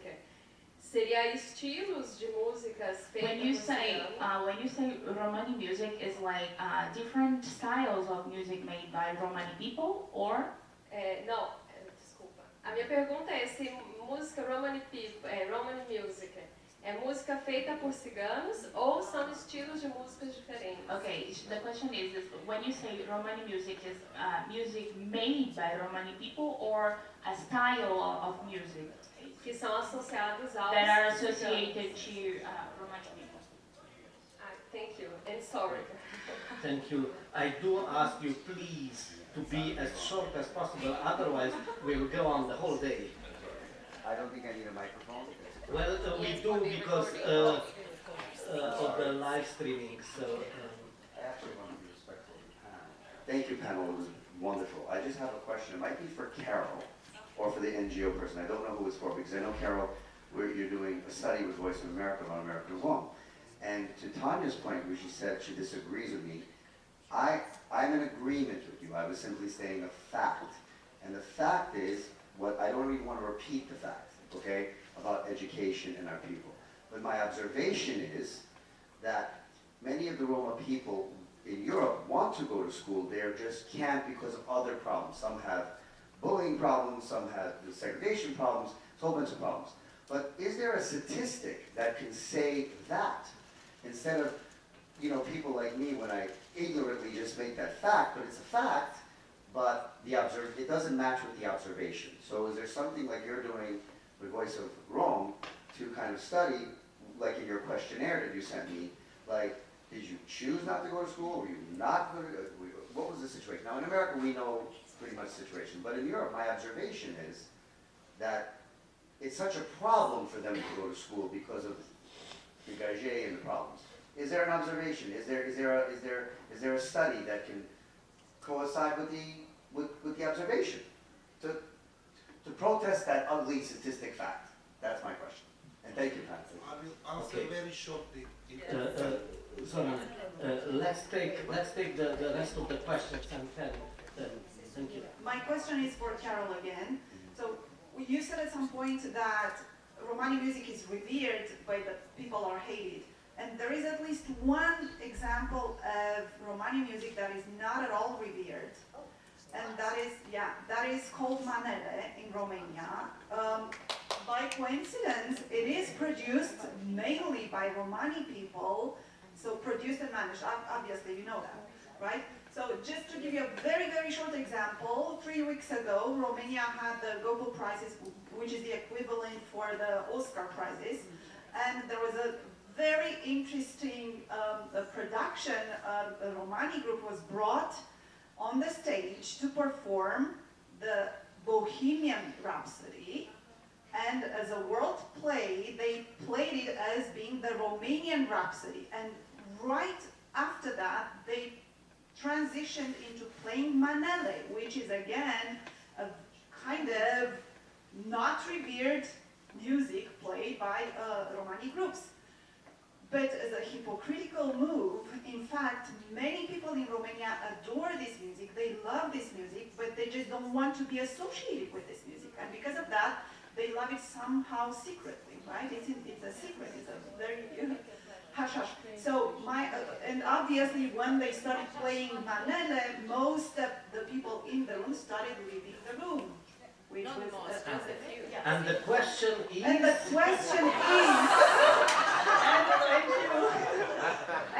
question is, do you know of other examples where the music produced by Romani people and managed by the Romani people are in the same situation where the music is not as revered as you say the music produced by non-Roma is? Thank you. Thank you. We have Gloria. I'll go as quick as I can, and I promise I'm going to a question. I come from a family of 6 generations of very well-known, renowned flamenco musicians. My father is one of the pillars of that family. He's a guitarist. I also went to Berklee College of Music at the time when they were deciding to teach about flamenco. This is a question for Carol. The reality of flamenco is that it was developed when our people were hiding in caves to avoid violence. They developed this music in hiding as a form of survival. After that, during the Spanish Civil War, we hid in the mountains. And after that, during the time of my father's people, we went during Los Años de Hambre, which are the years of hunger when there was no food in Spain, to play for señoritos, which are non-Gitanos that were wealthy, that had food. And my family would go, starving, play for them, and be able to eat. It wreaked havoc on the culture for a variety of reasons that I won't go into now. But when I was at Berklee College of Music, when they were teaching flamenco, there was no discussion of this history. Also, gypsy jazz was taught. That was the title of the class. Also, many classes referred to gypsy scales. And what I wonder is there a way, with Voice of Roma, I'm asking directly, that I can be involved and that we can create a campaign to specifically approach universities and ask them to acquire history relative to music? Yeah. Thank you. Enrico is next on the list. Antonio. Tanya, I guess I understood your message regarding widening Roma participation in higher education, but I'm wondering why did you decide to stay with the, I may say, neoliberal paradigm of talking about knowledge as engine of economic growth and economic development? Because I think when we are talking about your topic, then we might also look for other opportunities, possibilities to talk about this issue by also using it as a mobilizing tool. And for that reason, I guess we need to go behind this neoliberal paradigm of economic growth, because economic growth doesn't mean social justice and access to resources of different kinds. So I was wondering if you can take into consideration this matter. Thank you. Jelena, please. Thank you very much. My name is Jelena Ivanovic. I'm coming from Ergo Network, Roma NGO from Brussels. I have a question for Tanya, and also for Kira, but I'll be short. Tanya, I'm really curious because you were mentioning we had a little discussion about the research, and what's the action part of the action research that you're doing? I would be curious. What is the action part of the research? So what are you going to do with the results of the research? And if somehow research is related, because this evaluation of the national integration strategies is saying basically now that we have been mostly successful in the field of education, but the transition, yes, it's problematic, but in general, let's say, that's the biggest success. But when it comes to transition from education to employment, that has been the field that not stuck. But basically we don't really work on this. And do you have any findings in your research that are relevant for this? And Carol, I would be interested to hear if there are any gender-related arguments that might tell us something about the fact why we could see mostly like gypsy boys on the, but not gypsy girls on the slide. So I would be really curious if you can tell us something a little bit more about the gender dynamics in relation to Roma music. Thank you. Thank you. We have Petra, and the next one will be Dafina. Petra. So I have a question. I have a question mostly comparable for all of us in the academic and activist bubble, which is how do we deal with the backlash to something like our article and the, all of the discourse that we had around the Gypsy Road, because the backlash was spectacular. And well, it's a question. I'll leave it as that. Thank you. Dafina. It's actually a quick one. So I just have a question around the relationship between music and human rights, in the sense that, so in Serbia, and being from Serbia myself, there's a lot of violence against children in schools that you mentioned, and there was a case of a Roma who was beaten up just for holding a Serbian flag recently. And in Serbia and in the Balkan, the acceptance of Roma really comes a lot from the music industry, whereas Roma are very part, in Serbia at least, in the entertainment industry, and the acceptance is however limited to Roma as entertainers. So can we use that as a tool to effect change, but actual change in addressing violences that are faced by Roma? And secondly, just don't forget about the picture in France, please. Yeah. Yeah. So let's start answering the questions. Please don't answer to all of them, just to those that were directed, and you do have, something very clear and short to say to that, because otherwise we will go on the whole day. Zoran, please. I will just shortly explain. In my region, Regalnica region in East Macedonia, 90% of the Roma children going to school and finish primary school.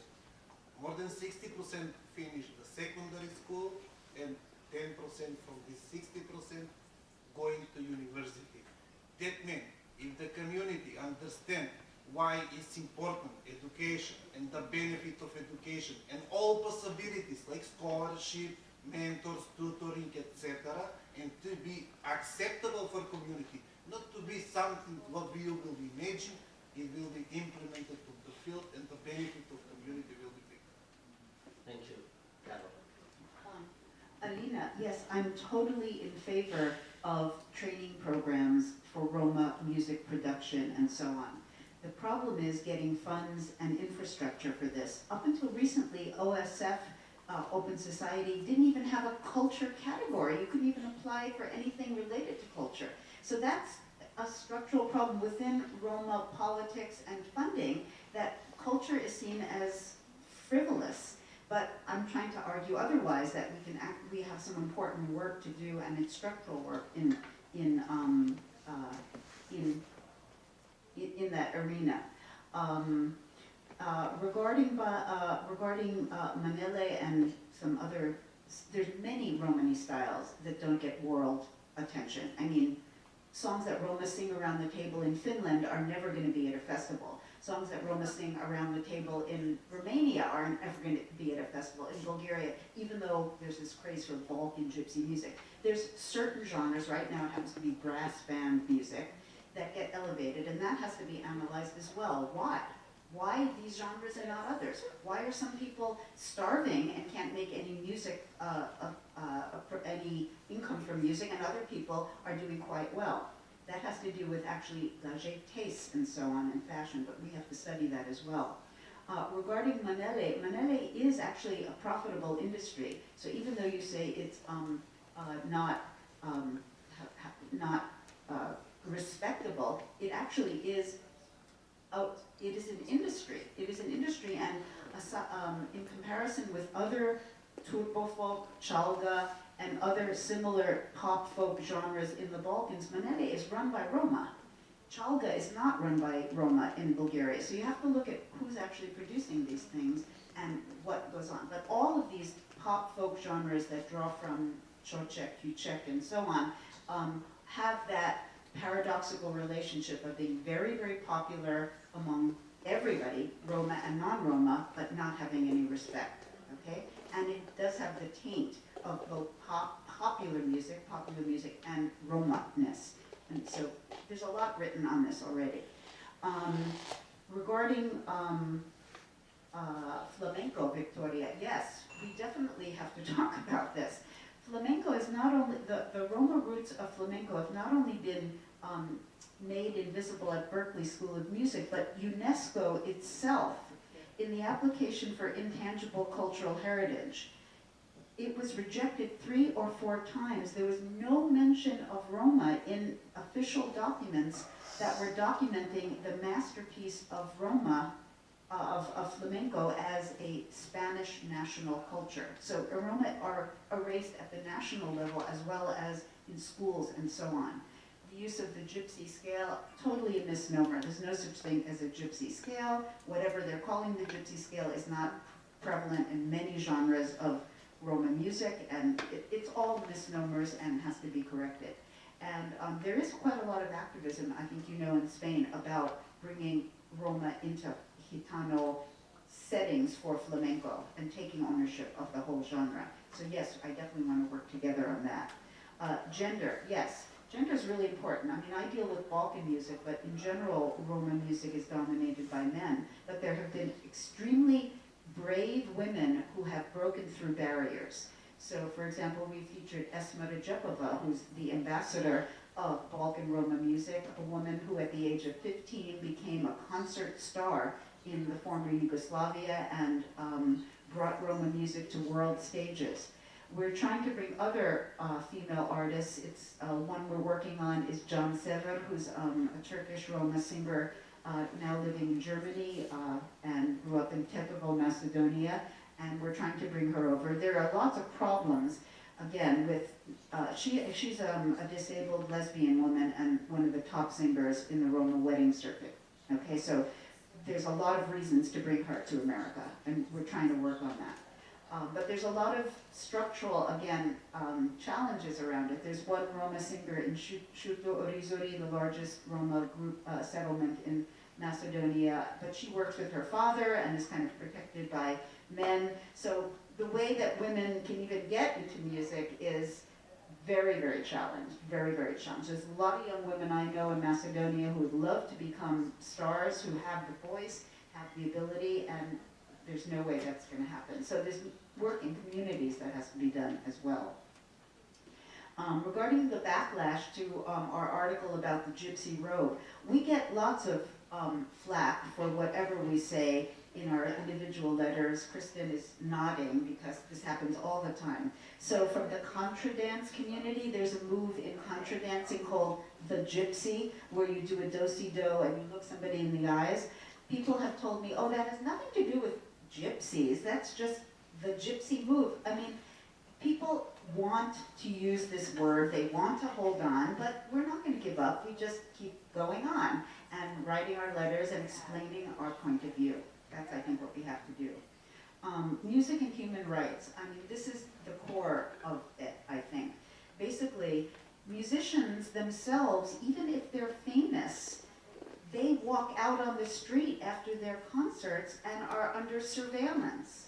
So even if they have the appearance or the money in their pocket, they still are Roma at the end of the day.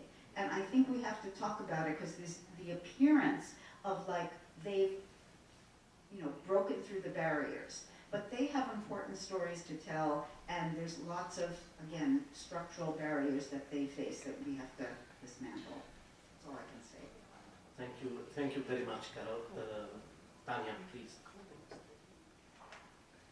I would just like to make, is it true? No, it's fine. Why I took this economic perspective of minority participation. one of the part of my research. I was looking at that because I see that as very important, exactly what I was talking when we shift. And I agree with you that economic growth is not automatically connected to the social justice, definitely. But when we go a little bit step back and we see the frustration of Roma families having a priority for survivors or having access to schools and universities, somehow it is a little bit connected, because if it's not, I would study probably at Harvard, not at Sussex University, because it's cheaper.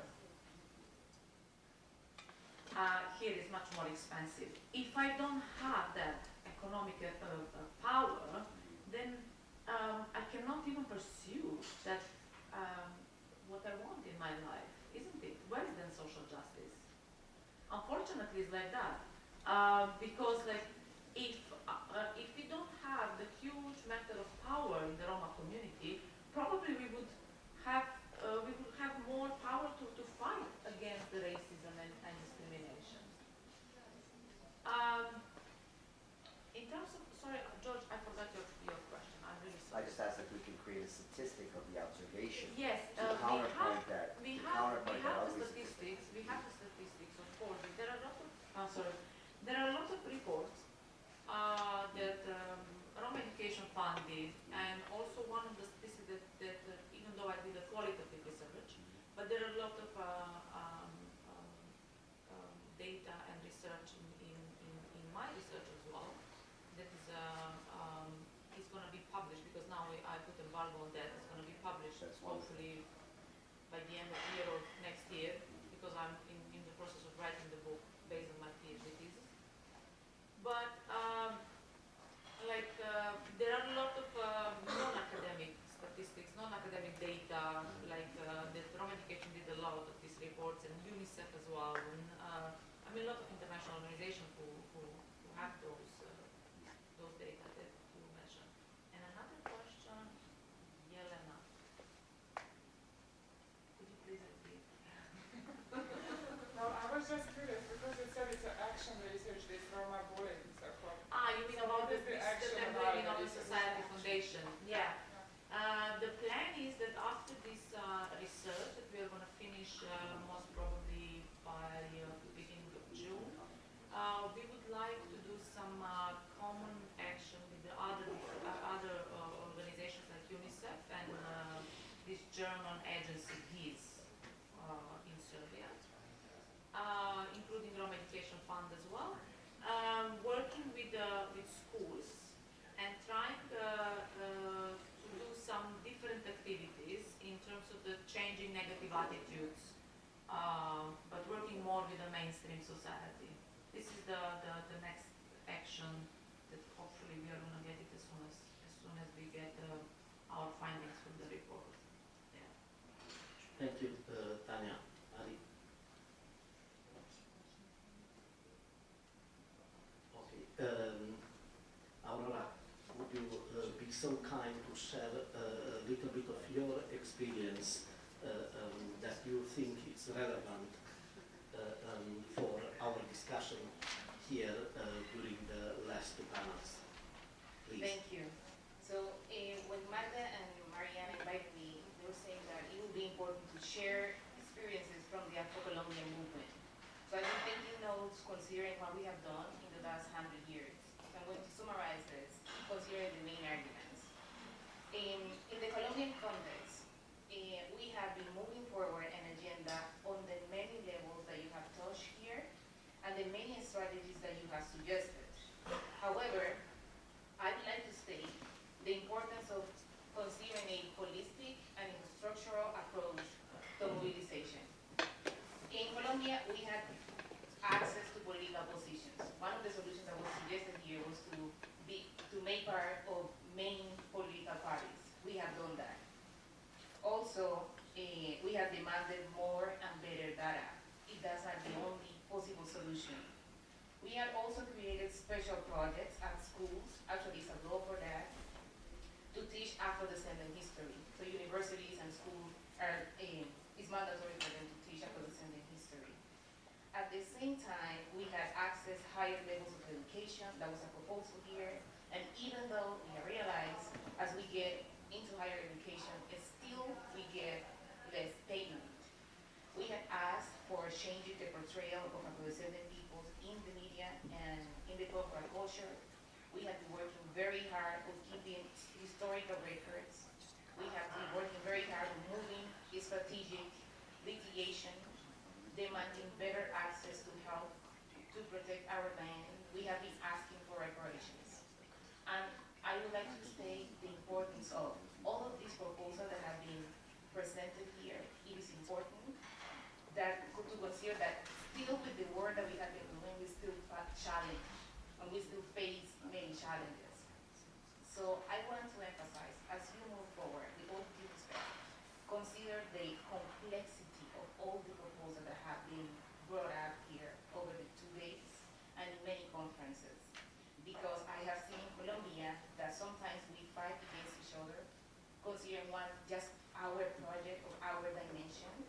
And with all what has happened in the last year, we realize that this is a multidimensional project, a multidimensional structure that we are facing.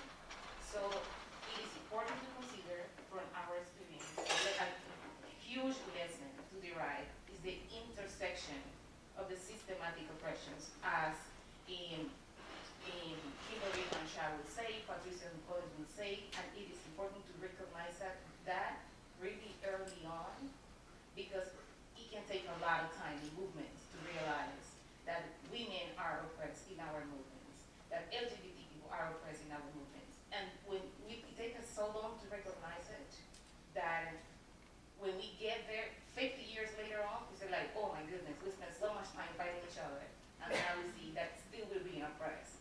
So that's a lesson that I can share from that descendant movement. So since the Roma people are facing the similar challenges across the globe, I will consider the importance of taking this as a stand, the intersection of systematic oppressions. The agenda ahead, I think, could not be one-dimensional. That's a privilege that the movement cannot afford now, because they are killing you as the intersection of many, many, many considerations. So as the movement goes ahead, changing these neglected voices to turn them into valued and dignified voices, I will invite you to consider our experience. They are still killing us in Colombia. So we have done many of the things I have suggested here as the one solution, but they are still killing us. They are still taking our land. We are asking for reparations, but they are still considering that we are less human beings. They are still considering that we cannot make great contributions to the nation. And they still consider that our history is not that important. So it is important to consider that this is going to be a historical, long-term, and transnational continent that has to value the voice of women, that has to value every single supremacy that is taking place in the movement. So I will end that by saying that our movement has taught us that action should take place at the quotidian level, like everyday discrimination, what happens with the discourses, but also with the institutional level, access to, or denial of access to, and at the structural level. So even though we have said, for those who still are thinking that accessing to one point will change everything, even though the richest Afro-Colombian person in Colombia is still being denied basic rights, like making decisions in banks, making decisions to where they are going to create a new board.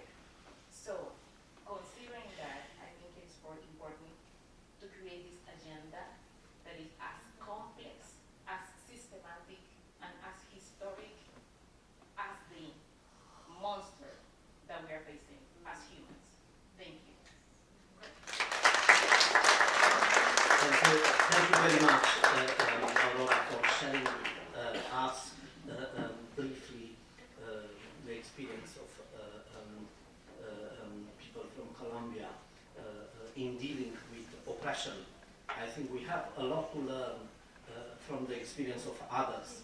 And a friend of mine who did not know anything about Roma and came to Europe and started getting to learn about Roma, at one moment came to me and asked me, what's wrong with these people that they are so much against Roma?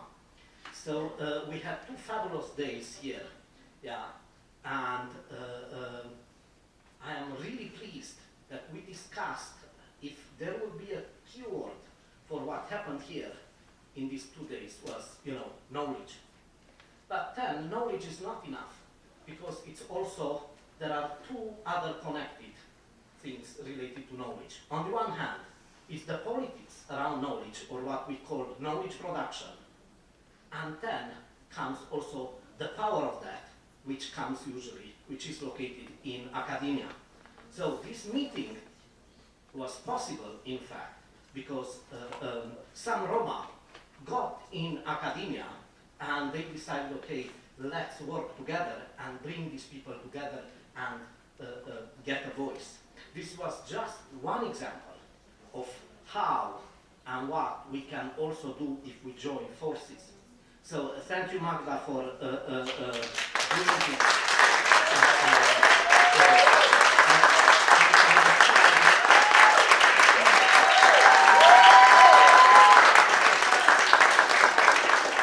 I want also to thank the whole team, in fact, at the center, because there are a lot of people that work behind all this enterprise. I also would like to thank my colleagues at the Central European University and my team in the Romani Studies program and for putting together this event. They worked really hard to manage all this. And of course, I want to thank you all. But before I close, I just want to say 2 words related to knowledge and knowledge production. Last week, I've been in Salzburg, in Austria, where there is a very famous Salzburg seminar on health policies and health-related issues all over the year. So it's a really prestigious institution. And there, I heard a presentation given by a renowned academic on genetic predisposition of Roma to certain diseases. I was astonished. I was amazed that something like that is happening in the 21st century. Now, to me, I immediately connect the genetic determinism with what went on, and race or ethnicity, with what went on in the 20s and 30s. Those kind of practices were not just innocent research questions and let's do some research. Those paved the way for the final solution.